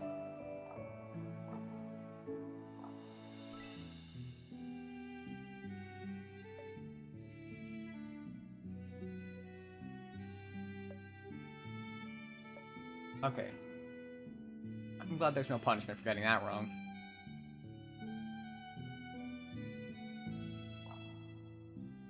I feel like that's a pretty confident yes. At the moment, it doesn't look like I have any reliable physical evidence, so I can only use other methods to exclude suspects. Hopefully after I've reasoned the entire murder process out, there will only be a single possible suspect left. This question obviously requires consideration.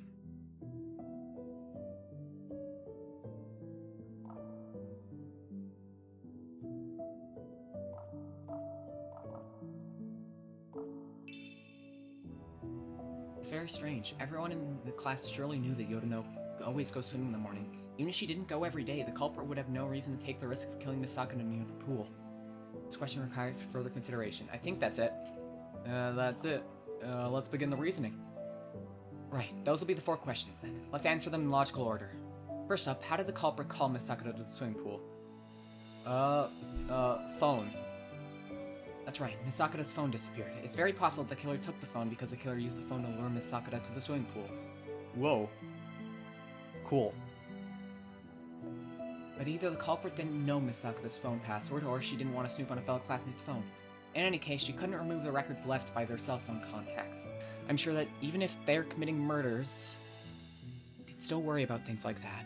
After all, they believe that mere murders couldn't possibly terminate their ongoing relationship with the murder victims. So in order to prevent the text message from being found, the culprit had no choice but to hide Miss Sakura's phone.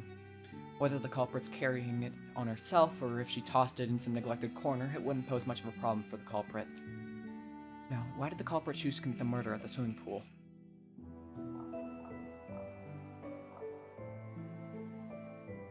What the fuck? Why is one of them grayed out?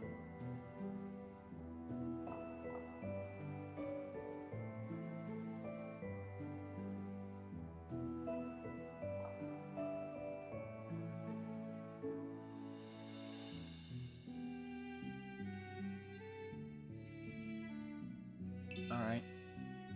That's right. Misakata's corpse appeared at the old shower, and there were no signs that the body had been dragged around, so the scene of the crime was very likely to have been right there.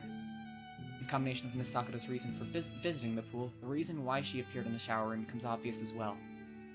The culprit lied and said the thing she'd forgotten to bring was related to the shower room, which is why Misakata trusted her and entered the shower room.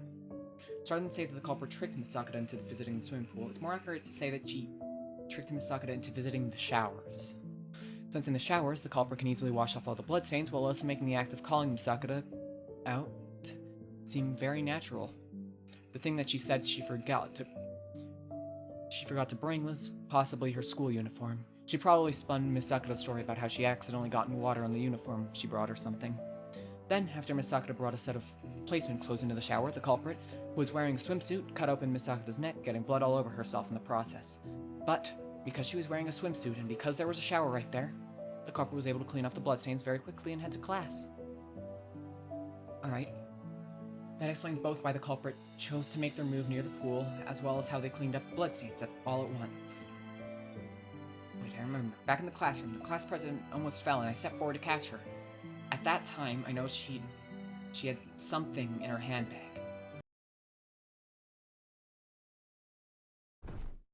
We already did this in the last stream. I'm fine. That past me, I never thought of such a thing. Still thanks to Misakata's support. Yeah.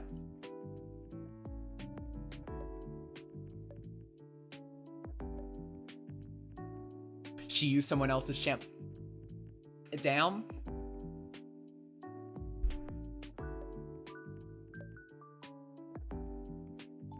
And she noticed that she could feel a strange texture in her palm. It's soft, and when I apply texture, it makes it sound plastic bag. Feels like there's something. Okay, so that's likely the swimsuit, right?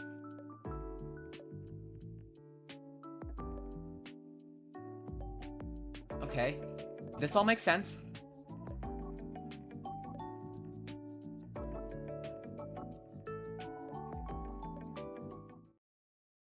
That's it. Inside her bag was definitely the swimsuit she wore while she was murdering Misakata.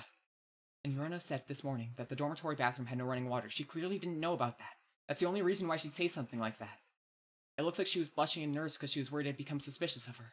I guess I overthought that situation.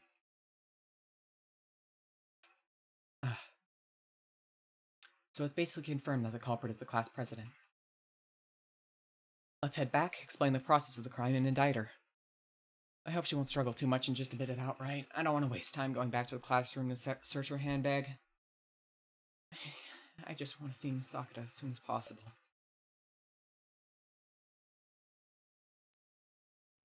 After Ron finishes organizing her thoughts, she returned to the old showers. She saw Tama, Indo, and Makoto Asakura kneeling next to Sakata's corpse, discussing something together. The others were apparently chatting merrily together about what was on the dormitory's menu for lunch. Oh, Ibuki, you're done? That was pretty fast. After they noticed Ron, Sai and Miho came over immediately. Miho came quite close, inspecting Ron's face carefully. You look a lot better than before. Does your head still hurt? Nah. Anyway, let's get to the point. I've already figured out the culprit and the method. Hearing Ron's words, the conversation slowly died as everyone clustered together next to Ron. Oof, okay. Let's just real quick hydrate one more time before this, because I'm assuming this is kind of be the climax of that chapter. I'll be back soon. Alright, see you in a minute.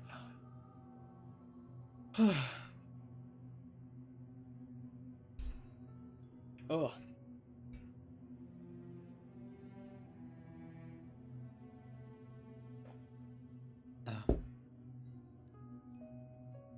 Isn't that a new record for shortest time to case solved from Ron, then? Yeah, it does seem that it only took her half an hour since the discovery of Sakura-san's body to find the answer. So, Ibuki-san, who is the culprit? Tamendo was visibly overflowing with curiosity. I want to hurry up and bring Misakata back to life too, so I'm not going to waste any more time. I don't intend to explain how I deduced it either. Once I explain the process, everyone will understand it. Enough with the preamble, just hurry up and spit it out. Ron looked at the emotionally provoked sigh and thought about what she'd seen in the recall. If I were to mention Yorino's little sister right now, she'd probably freak out. Forget it. Let's begin. I'm going to begin by describing the culprit's complete methodology now. Firstly, either this morning or immediately after you determined the culprit and victim via picking lots, the culprit mentioned Miss Sakura that she was feeling like she was in the mood to go swimming that morning. Oh! Oh, I really like this. I like that she actually doodles the... That's so cute! Oh my god, I love that! That's so good!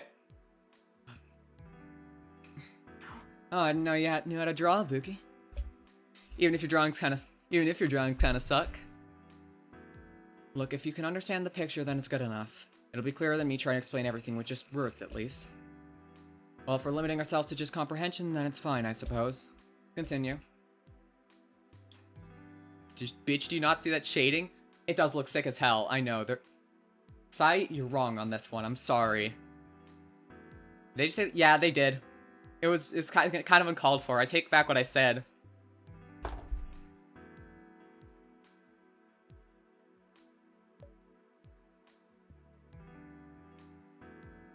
Welcome back. I'm gonna move the text up here, by the way.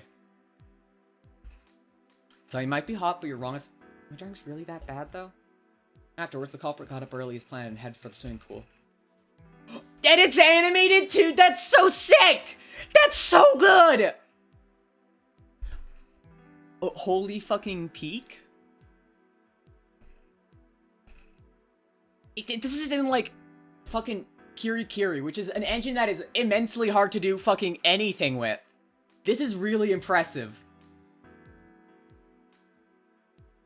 Well, only as hard as, like, Renpai is, but... Renpai is also needlessly difficult, so... Basically, most visual, like, novel software are basically just mostly good for, like, images and text, which is, granted, all they usually need to cover.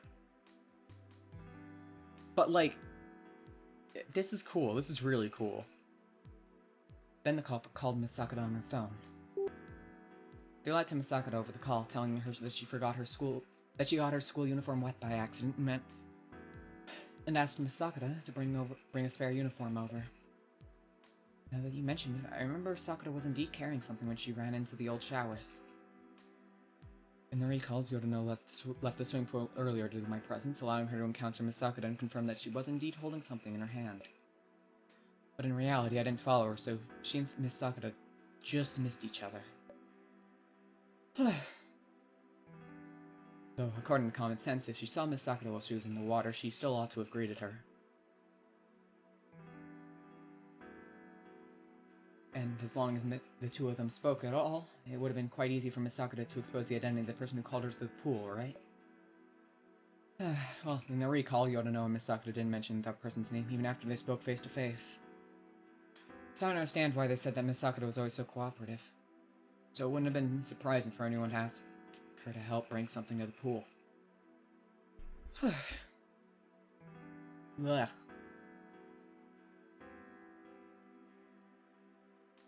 God fucking damn it, I gotta refill my water again. You gotta be fucking kidding. One day, I'll get one of those, like, really big water cups, or, like, water bottles, but they're, like, needlessly expensive. I would absolutely kill for one, though. Would make my job a lot easier.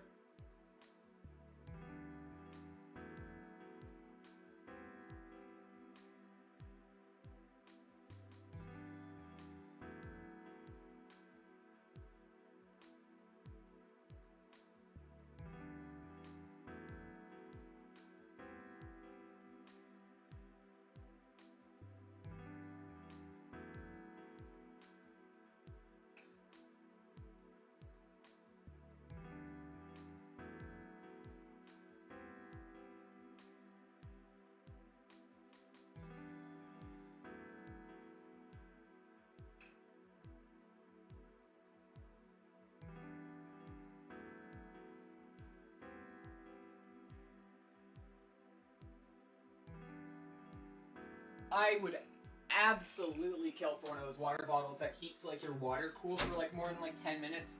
Because every stream I have to drink, like, lukewarm water, and, like, it's fine. I'm not, like, upset by it, but, man... lukewarm water just doesn't hit the same. I'm sorry. I'm sorry all you lukewarm water fans. All fucking 3 of you. Who have bad taste, for the record.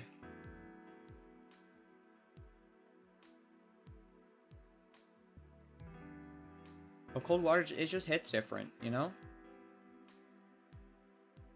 I don't know if there's... boiling water is also really good, but that unfortunately takes a bit more setup than just running over to the sink.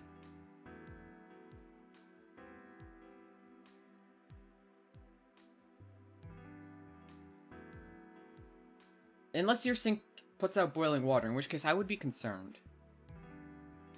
When I hear this, I'm so happy to be in Germany right now. What, does your water not cool down? Or warm up? Warm up. Warm up would be the word.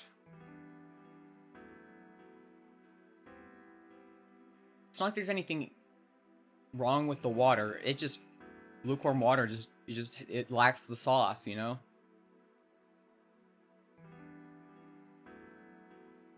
I mean, the water's cold when it's out of the sink, but, like, it's still sitting there for, like, 10 minutes. 'Cause it's just right there. On my desk.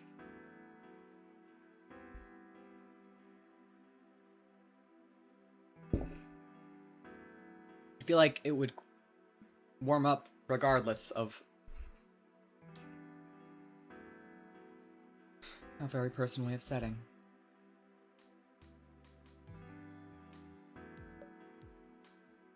I'll continue. So Masakura did as the culprit told her and brought the school uniforms to the old shower room.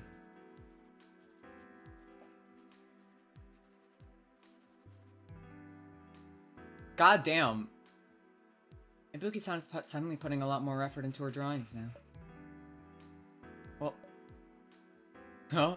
Looks like Sakura's the only one she cares about drawing properly, huh? You're not wrong, but fuck you anyways. They still suck. Sigh! That's good! You bitch!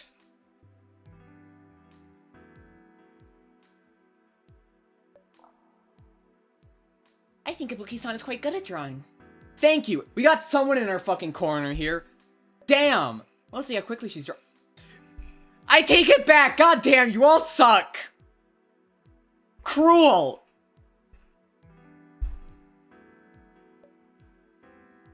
So I'm just saying that my art has no other redeeming qualities besides speed, huh? Can you all stop interrupting me? Can we just stop bringing up my art? I'm sorry, Ibuki-san. Please proceed. Yeah, I don't think Ranchan's complaining about you. How very perceptive of you, Toyama. Wait, did she say I'm sorry? Oh, she did. Anyway, I'm continuing. I noticed that the old showers didn't seem to have dedicated changing rooms, so the culprit could have used this as an excuse to have Miss Sakura bring the school uniform in. Oh, that's right! If it were over at the new shower rooms, then Ann could have just placed the clothes in the dressing room and just left. So the culprit deliberately chose the old side, not just to avoid Sai, but also to lure Ann into the old shower room. Lucky that Toyama volunteered that information about the new shower room just now. I did only learn about the differences between the new and old shower rooms in the recall, after all. In their eyes, I shouldn't know these things. But no, even if it were on the old site, Ann still could have put the clothes on the ground before leaving, right? Ann wouldn't have done that. Correct. Miss Sakura would never just leave a classmate's clothes on the floor so casually. She definitely brought them inside so she could have the fuck. So she could have the culprit tell her where they should be placed. Ah, that makes sense. Ann's a real goody two-shoes after all. That's right, Miss Sakura really is kind. Not just to me, but also to... but even... I can't let myself get distracted. The situation's not over yet. The culprit, meanwhile, had been waiting in the old showers for Miss Sakura. When Misakata entered, entirely unaware of... Well, maybe not, if she's the way you all describe her. Maybe she was fully aware that the culprit planned to kill her. But she still entered the old showers without any hesitation. After the two of them came face to face, Misakata saw that the other party held a weapon. And then the culprit rushed in, used a sharp implement of some kind to rip open Misakata's neck. Initially, the culprit seemingly couldn't make a very large incision, so she began cutting repeatedly. Blood gushed forth from Misakata's neck, but the culprit didn't let up on her assault.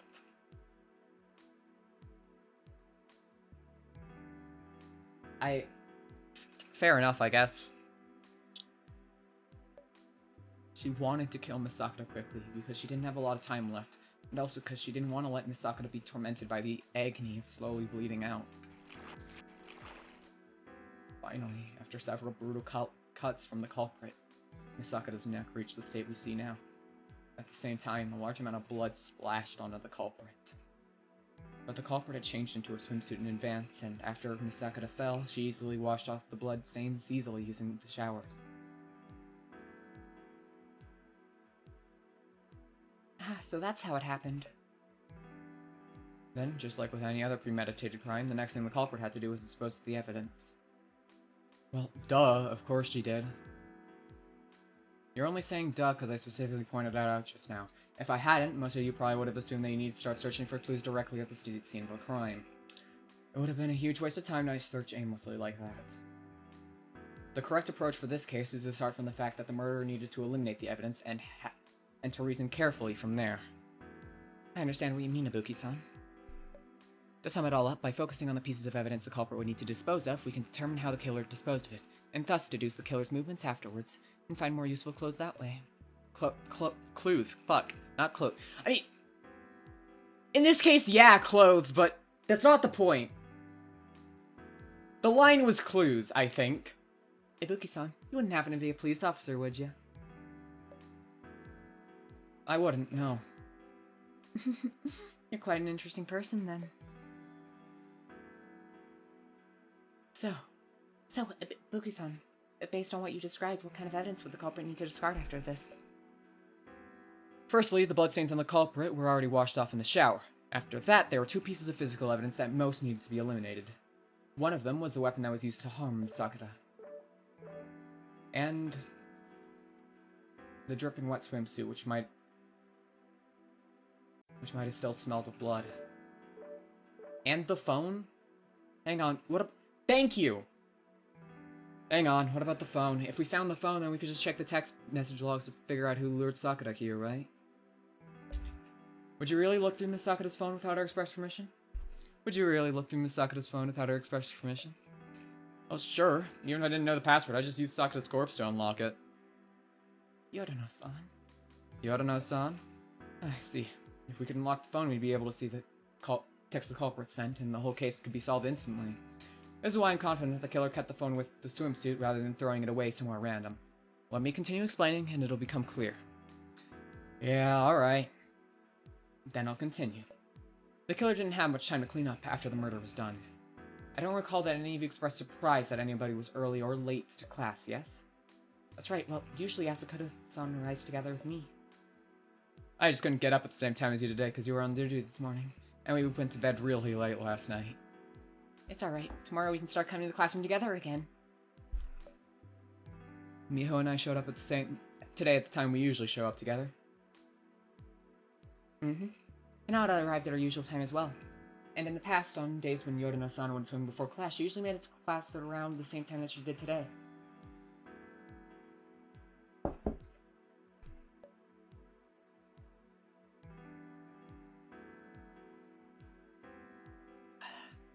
Though I go swimming every day, more or less. Alright. Yorino arrived to the pool this morning. The direction she was headed in was more or less opposite the direction that Indo and I took to reach the schoolhouse. So the layout should have been roughly something like this. Here's the swimming pool. The culprit set out from here after killing Miss Sakata. And here's the dormitory. After the culprit left the swimming pool, they headed towards the dormitory. Of course, she didn't make a trip back to the dormitory just to cause trouble for herself, and it's not like the pool and dormitory are actually in a perfectly straight line with each other. But the direction she walked in and the distance she traveled ought to have been comparable to a trip to the dormitory, or even further than that. Finally, the culprit arrived at the schoolhouse and met us. The culprit had to make sure that despite having to travel from the pool to the classroom, a journey much longer than their usual, that they could still arrive at the classroom at their usual time.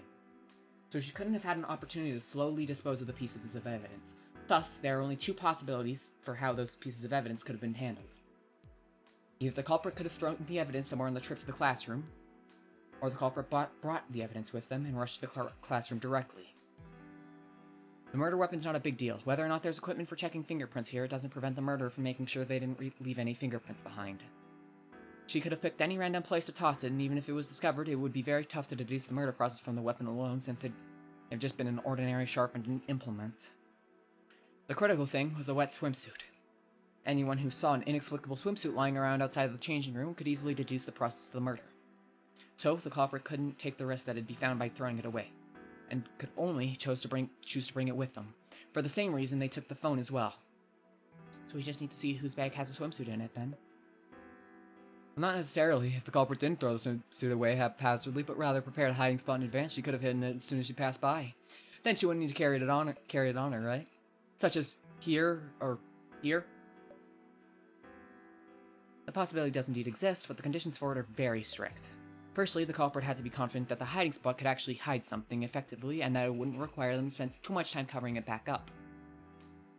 And the hiding place had to be located near the route that the culprit took to reach the classroom, or else it'd eat further into her remaining time. Not only do all these conditions have to be satisfied at once, but the culprit also would have had to make these preparations in advance, without being noticed by anyone. It's safe to say that the possibility is basically non-existent. But if you're insistent that the culprit is way smarter than me, you could say she came up with something, sure. In that case, we'll just have to go and do a thorough search of all the locations on the trail. That's how actual police investigations would do it as well. Thank you for the water. I definitely need it. The point is to determine what clues we're looking for and to ensure that those clues exist and that they can indict the culprits. The rest is just elbow grease. And in this case, the clues that we're looking for is that swimsuit. It'll prove that my explanation is completely accurate. We can determine the owner of the swimsuit by the time of the culprit's arrival in the classroom, and the approximate time when Yodono said she saw Miss Sakura. Oh, I see. Well, before we go look over the place for clues, we might as well search everyone's bags for a swimsuit first. That's how you think the culprit probably chose to hide it, right? Yeah, that's more or less exact. Not so fast. I spoke suddenly. Forget about the fact that I know I have a swimsuit in my bag. Ibuki has already said she knows who the culprit is. Which is to say, she could confirm the culprit without even needing the swimsuit as a clue. So how'd you figure out who the culprit was, Ibuki? Yodono sure reacted quickly, indeed.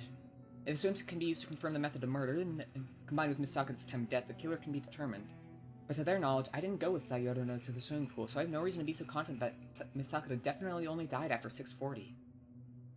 If I hadn't said that I knew who the culprit was at the start. Though they might have had to go all the way back to the classroom to look through each of their bags and confirm the culprit's identity before coming back to find Miss Sakura. I just don't want to endure this any longer. It doesn't matter even if you can't answer me, because your reasoning itself has a big problem in it. Huh? I could just bring up what I noticed when I caught the class president at the morning meeting, but I'm curious what Yodono's planning to bring up here. Let's ask and see. A problem? What problem? You're only so confident that the murder process You're only so confident that the murder process you're describing, as well as the culprit that you're thinking of, are both correct. Because of the swimsuit. Because of the swimsuit the culprit was wearing, right? Well, yeah, but the culprit could only clean herself off quickly by wearing a swimsuit while she was attacking Miss Sakura. If she was wearing a school uniform, that would have been way harder to clean up. Swimsuits are typically made of spandex, so it's very easy to wash off liquid that splash onto them. But how are you so confident that such a swimsuit even exists? What do you... Aren't you just making an assumption, thinking that just because the culprit came to the swimming pool, she had to have a swimsuit? Because the swimsuit had useful attributes to the culprit in your theory, so you decided that she wore a swimsuit while committing the murder? Is that not right?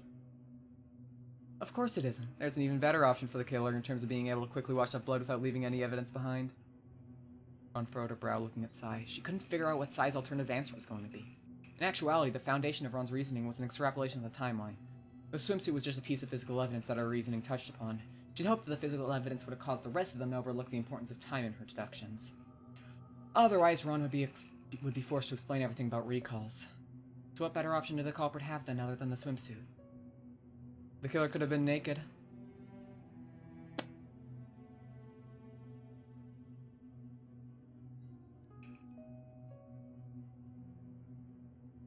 You know, I hate to admit it, but she's right. Huh. Yeah, actually. Yeah, right? She's right! Huh. Well, damn. Seriously? I mean, I thought of it too, but it sounds super ridiculous. Death by tits. The ideal way to go, if the killer had been naked, then as long as she started showering immediately after being splashed with blood, it'd be just as effective as if she was wearing a swimsuit. And it really wouldn't leave any physical evidence that way. Ron nodded. But naked. I'm embarrassed just thinking about it. Well, notwithstanding how normal murders go, in our situation the dead come back to life eventually, which is equivalent to letting all of our classmates see us committing a murder while naked.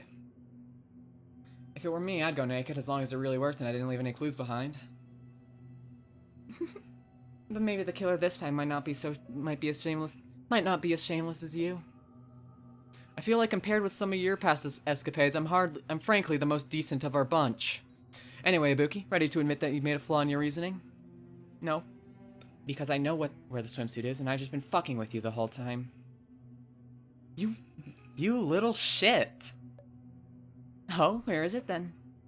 Everyone remembers when the class president fell over at the lectern this morning? Oh, right, the time when Ron-chan and the president embraced. It wasn't an embrace, she was just supporting me. Why are you so embarrassed about it, Prez? Aya? Okay, fine. I'll stop teasing. I love Aya. I love them all so much. The nervousness the class president is feeling, the kind that Toyama is imagining, probably aren't the same kind of nervousness. While I was supporting the class press, I felt something in her bag. I didn't think too much of it at the time, but now that we're in the present situation, I'm guessing that this was very likely the swimsuit. Why are they so enthusiastic when there's a corpse in the same room? Yeah. She's taking it seriously. Ron is taking it, like, somewhat seriously, but also the situation is very bizarre. Basically, if you figure out the cause and the culprit behind the murder, they get revived, and Ron is currently just repressing everything in the hopes that that assumption is true. Everyone else has been doing this for I don't even know how long. But this is kind of a regular occurrence. They mentioned it earlier in the game as well, but yeah, no, this is not the first murder, and I don't think it's even within the first, like, 10, 20, 30, maybe even first 100. It's been a while, is the point.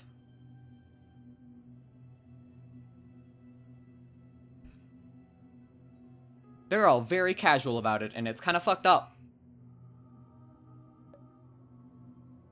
What? But you... I get it, Yorino. I can't determine if the class president is the culprit just on this alone. The important thing was, at the time, I asked what brand of shampoo the class president used, and the class president said that she used someone else's shampoo at the dorms, so she didn't know what brand it was. At the bathroom. Sai and Thomas spoke simultaneously. If she didn't visit the showers in the morning, there's no way she would have learned about it. Class president, you didn't know, did you? Last night, after Yorino came back from swimming, she found that the water was out in the bathroom. It still hasn't been fixed up to this morning. Yorino was just about to get Indo to tell Asakura to fix it. So, where did you shower then? And that's someone else's shampoo. Did you find it in the shower in the bathroom? Or did you bring it with you yourself?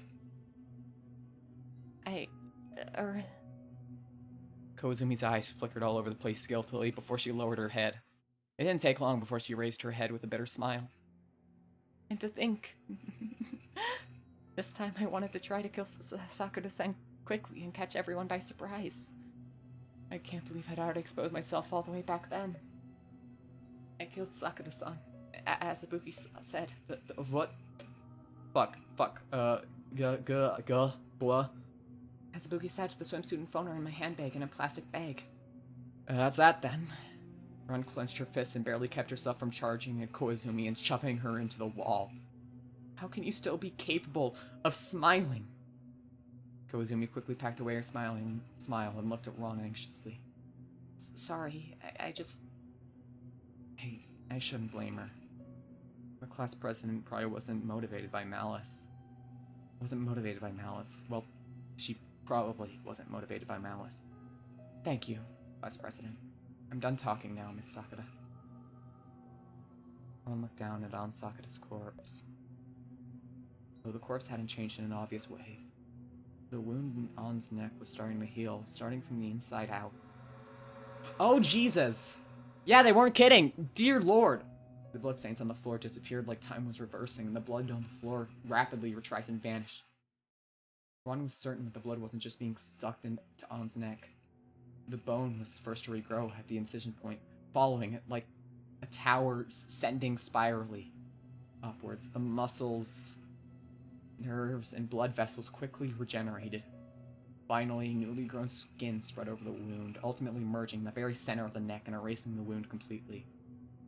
Good for her, but that is kind of creepy. Oh, it won't be the first time, I think. I feel like there's going to be more than one murder in this murder mystery game. That's it, guys. Gang, pack it up. We're done, 2 hours in. The whole process took less than a minute.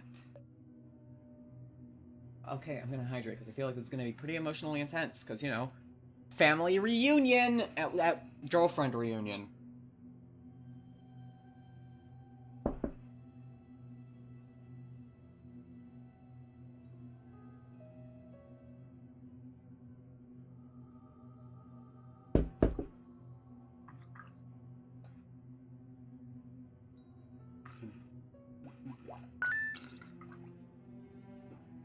Hydrated.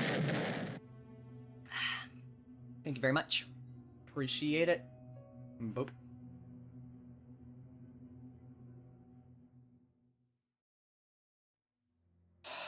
Okay, just taking a moment to breathe. The wound, it really did... Miss Sakura! Ron immediately fell to the floor, reaching out to pull Aunt Sakura into her lap. Aunt's skin gradually regained its color, and her chest began to lightly rise and fall. The air around them filled her lungs once again. Miss Sakura! Miss Sakura! Aunt Sakura slowly opened her eyes. As she took her first breath, she convulsed into a cough, hacking up the last bits of clotted blood left in her throat. She really did come back to life. Tears fell from Ron's eyes as she opened her arms wide and hugged Aunt Sakura tightly. Her smell, her warmth, even the soft parts of her body. All of them were all exactly as she'd remembered. Her lover, whom she'd sought for 4 whole years, had, in this moment, finally returned to Ron's lap. Helplessness, anxiety, pain, loneliness, astonishment, sorrow, and joy mixed together in Ron's brain.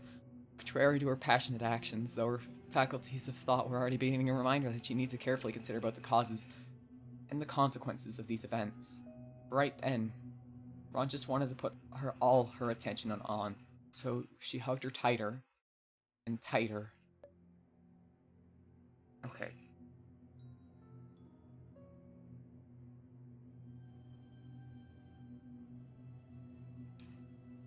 Also, fun fact, I did buy chips earlier today.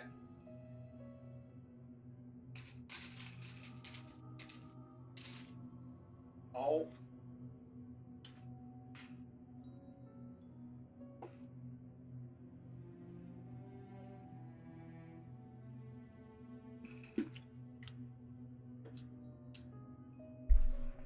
I like chips.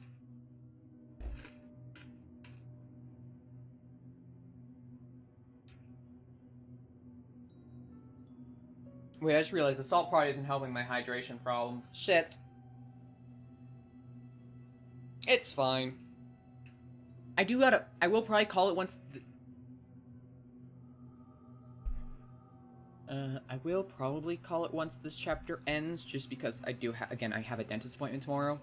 That's real early. And I really don't want to miss it, because boy do I need it.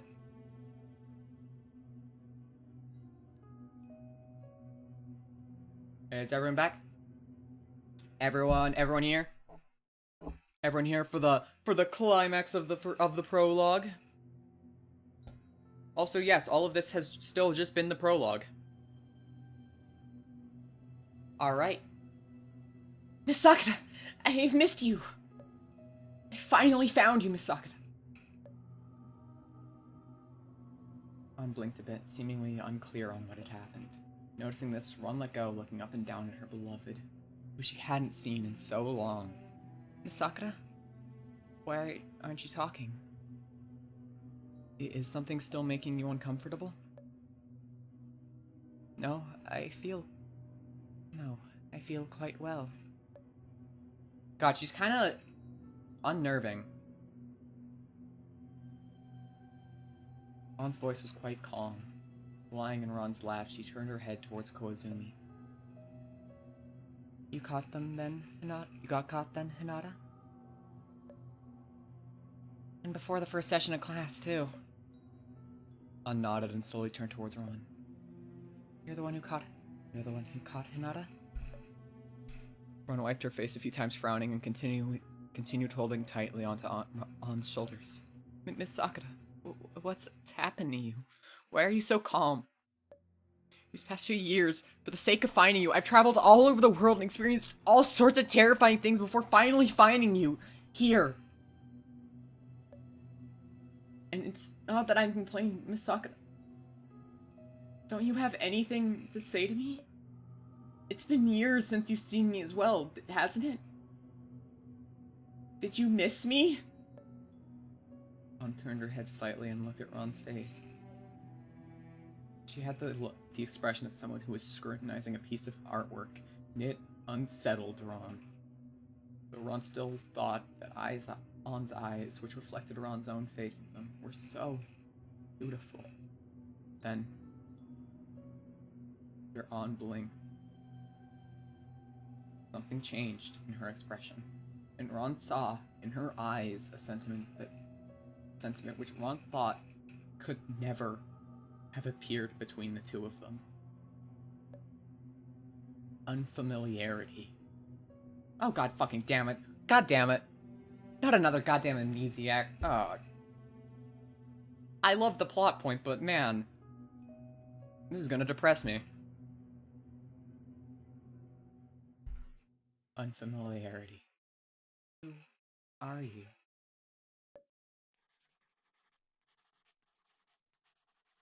God. No. Fuck. Searches it for years. Oh, that sucks. That sucks a lot. Sakura, what are you trying to say? Ron pointed at herself and started rubbing at her face repeatedly. It's me, Ronabuki.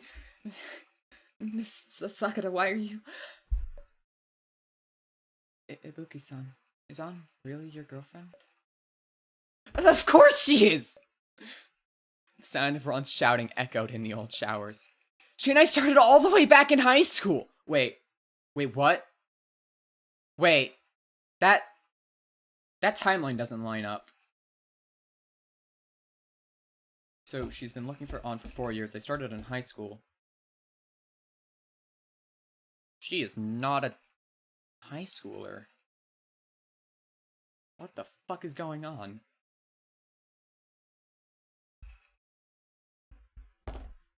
She and I started all the way back in high school. Wait, what? Just what am I? No, that's not right. Miss Sakura and I, we should already be. Wait. Oh shit! Okay, I picked up on it too. Yeah, what the fuck? Ron had noticed that her memories and her physical condition held contradictions which couldn't be ignored. She was bewildered by the strangeness of On's behavior, and she didn't have the energy left to think about other problems. Girlfriend? On spoke a question. Have I met you before? Ron's eyes went wide, her pupils dilating in and out at an uncanny frequency. She almost wanted to faint, even as her arms shook Ron's whole body, back and forth. Don't be like this, Miss Sakura. Why would you say something like that to me? You know how scared I'd be if you acted like this. You can't do this to me. Ron released on and pulled at her own hair. Miss Sakura, I'm begging you. If you're just teasing me, stop! Please, just tell me you're lying. You can't possibly have forgotten. Don't.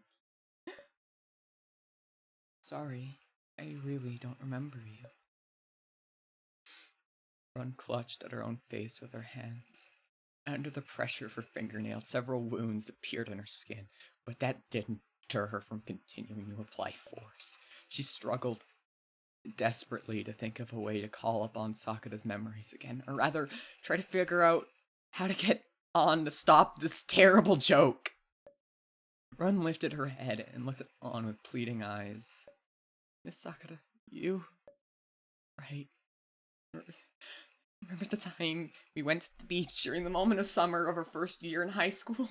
We sat together at the beach and watched the moon with each other. You remember that, right? At that time, you said... I'm sorry, I really don't remember. Then what about the first time I visited your house? You held me in your lap and we talked about... I don't know of this. No. How could... There's more! Miss Sakura, you couldn't possibly have forgotten that I almost gouged my own eyes out. She tied me to a chair and took care of me for several days until I went back to normal, right? Right! I don't remember anything like that.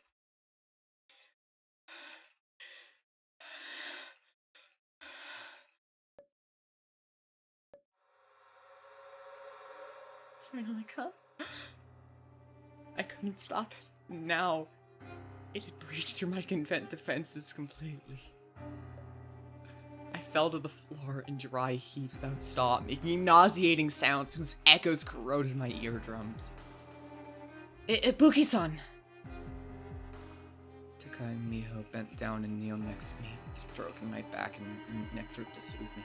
But she couldn't soothe away the bleeding thorns that were now protruding from my vertebrae. They wouldn't be satisfied with flooding forth through my mouth. They had to tear my flesh asunder as well. I heard their shrill laughs, the way they mocked my loneliness, scoffed at my reclusiveness, and denied my pride. Ron-chan, what's wrong? Miss Ibuki? Don't!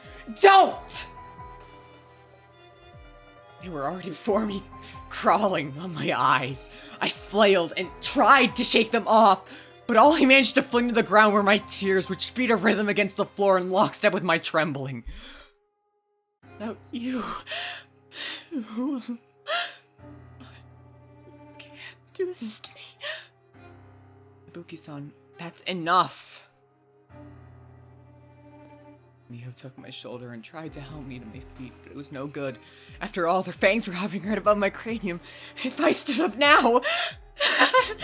I'm taking you to the infirmary. Don't touch me! I looked upwards and saw that they were standing all around me, staring at me. And their, detritus? And their detritus. I'm gonna go with detritus. Fuck it, I don't know how words work. Detritus, still connected together by strands of viscera, were crawling towards me. I need to escape. I need to bring Alan with me and get out of here. All of you, stay away from me. Don't bully me. Sakura, let's go. They're... My hand passed through their bodies to grab a hold of Miss Sakura's arm.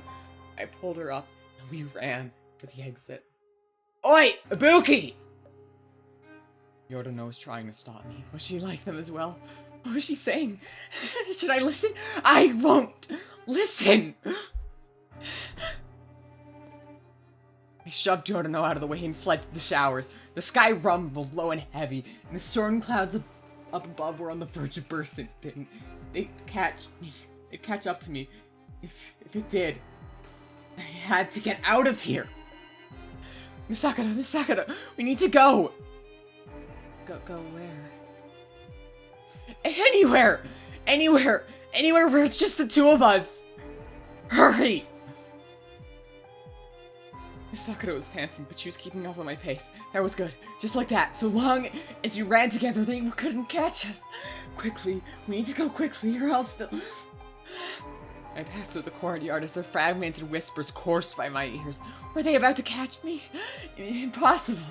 I could still remember the direction that Indo pointed towards. I grasped Misakura's hand, letting my fingernails sink into her skin like a key that fit a lock, binding us together into one.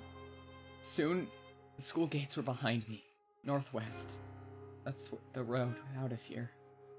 I remember. Indo had pointed it out to me. Misakura, on. The storm arrived as anticipated, but it couldn't stop me. I raised my arms to shield my eyes and continued to sprint.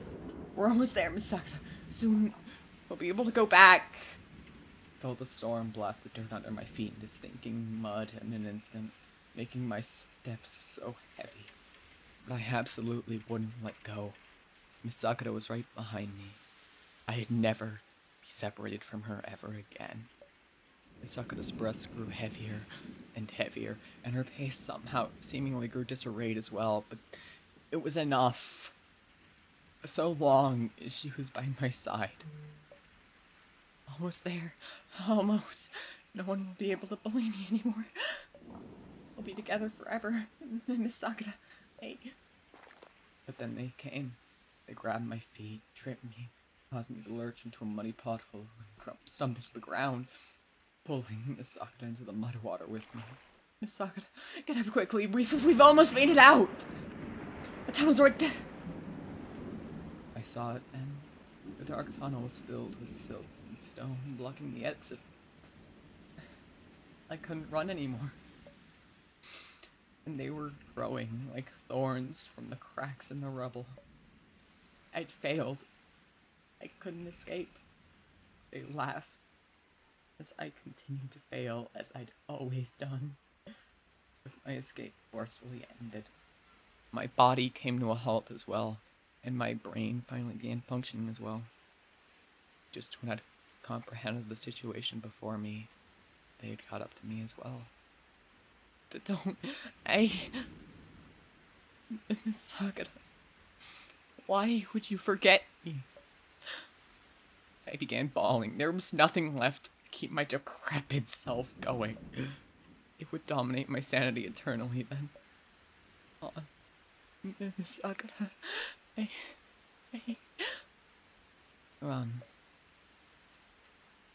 Oh fuck, this art's really pretty. Oh, that art's really pretty.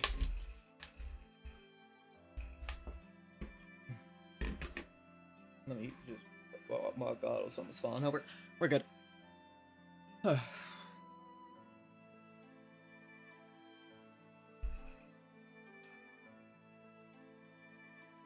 They kinda are. It's a little unsettling, I'm gonna be real.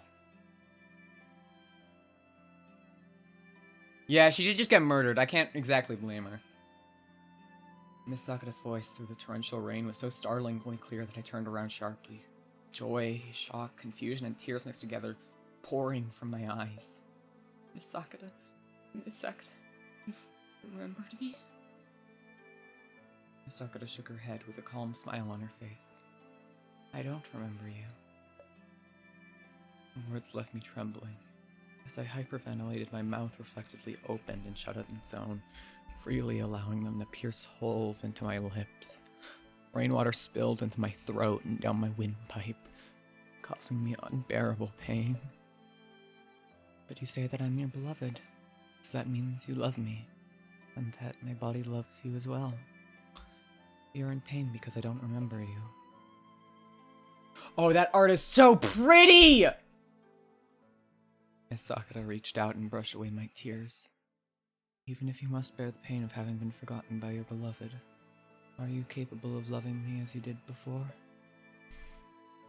My mind roiled like a whirlpool as I tried to comprehend the words that Miss Sakura was saying, because in my understanding, the words she'd spoken were complete, illogical nonsense. That same whirlpool washed it all away. That's right. She had to be on Sakura. Only her voice and her expression had the power to drive them out of my mind without having to swallow a page from the notebook. It had to be her. She was my beloved. Here, I am on Sakura. Man, aww! Fuck. Sakura. As An held Ron's face, her hand wiped away the twisted hallucinations that bombarded Ron without stop, and Ron wailed out loud. Miss Sakura, I've missed you so much. I missed you. Don't leave me again. Miss Sakura. Crying, Ron grasped An's hand and pressed it closely to her face. She shook her head, her inner turmoil almost piercing right through her own chest. You are Miss Sakura. I can tell that you're Miss Sakura. Even though your personality and the way you act are all completely different from before. Why? I don't know. An shook her head, her smile unchanging. They call me by the name Aunt Sakura, but I don't remember anything about myself. Could I be a soul that somehow made its way into the wrong body? I've never known what my purpose for existence is. Do I have a right to exist as myself rather than as the identity of Aunt Sakura? Did Aunt Sakura have things she wanted to do? Should I be trying to complete those things for her? I've never understood Aunt Sakura. I've never known what it was she wanted, and nobody has ever been able to tell me. Ron, can you tell me more about Aunt Sakura? Aunt used her thumb to wipe away the tears from the corners of Ron's eyes, though soon the rainwater covered it back up. Can you tell me what I should do with my existence in this world? Miss Sakura. My beloved is someone who can become the other person's reason to continue living, right? But the present me cannot become your love because I have no memories related to you. To become each other's meaning, we have to have shared experiences first, right? Like the things you talked about before. The beachside moon, the meetings, and the embraces, and the sufferings we endured together. Ron was silent. An's words to her were too much, too difficult to take in. But it was enough to let her keep going. A reason to continue living. Ron gently took An's hand. Miss Sakura, from the moment I first met you, you were already my one and only reason for living. That's deeply unhealthy. We're gonna save that discussion for another time, though. Ron opened her eyes wide and ceased crying. I'm sorry, Miss Sakura, for doubting you.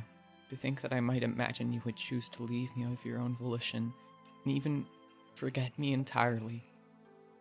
You've done nothing wrong. It's the school and the 6 of those students. They're the ones at fault. I must have done something to you. I don't think that's true. Ron held her right hand to the back of An's head, pressing her to Ron's shoulders. I'll unveil the secrets of this place, and find a way to make you go back to how you used to be, Miss Sakura. Just leave it all to me, Miss Sakura. As long as you're here, there's nothing I can't do. Ron stood up, still holding An's hand. Seeing An's face suddenly tense, she hesitated a moment before asking. Oh, so, Miss Sakura, can I,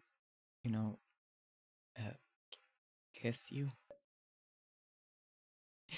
Kiss me! Kiss me! Yes, because I've been looking for you for a long time and I miss you, so I'm having trouble holding myself back. Don't. We're not lovers yet. Yeah, right. Yes, of course. Right. Since Miss Sakata doesn't remember me, it's not the time or place for that kind of thing. So let's go back to the school then. I'm sorry that I got you drenched. It's alright. Ron nodded, holding tightly to On's hand as the two walked side by side towards the school. On, whose pace was slightly slower, lowered her head to look at Ron's jacket.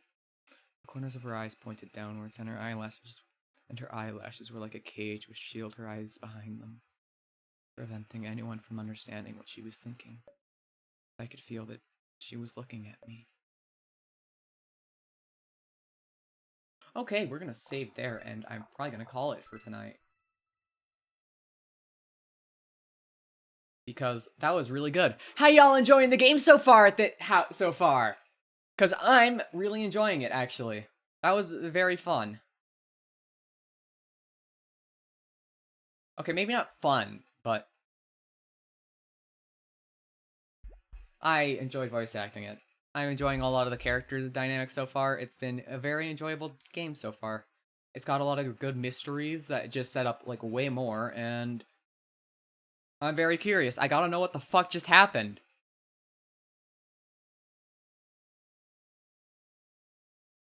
It's kind of a cliffhanger, but I hope you guys don't mind waiting for a bit, because I gotta go to bed early. I hope you guys don't mind. Let's go look for someone to raid. I will thank you all so much for coming. I had a lovely time. Thank you, Trash, Sunny, Sonic, Duck, everyone else who popped in. It was a lovely time. Thank you all so much for coming by. I really do appreciate your presence. It means a lot to me that you came by. And I will see you all Friday. Yeah, Friday. Cool. Okay, who do I raid?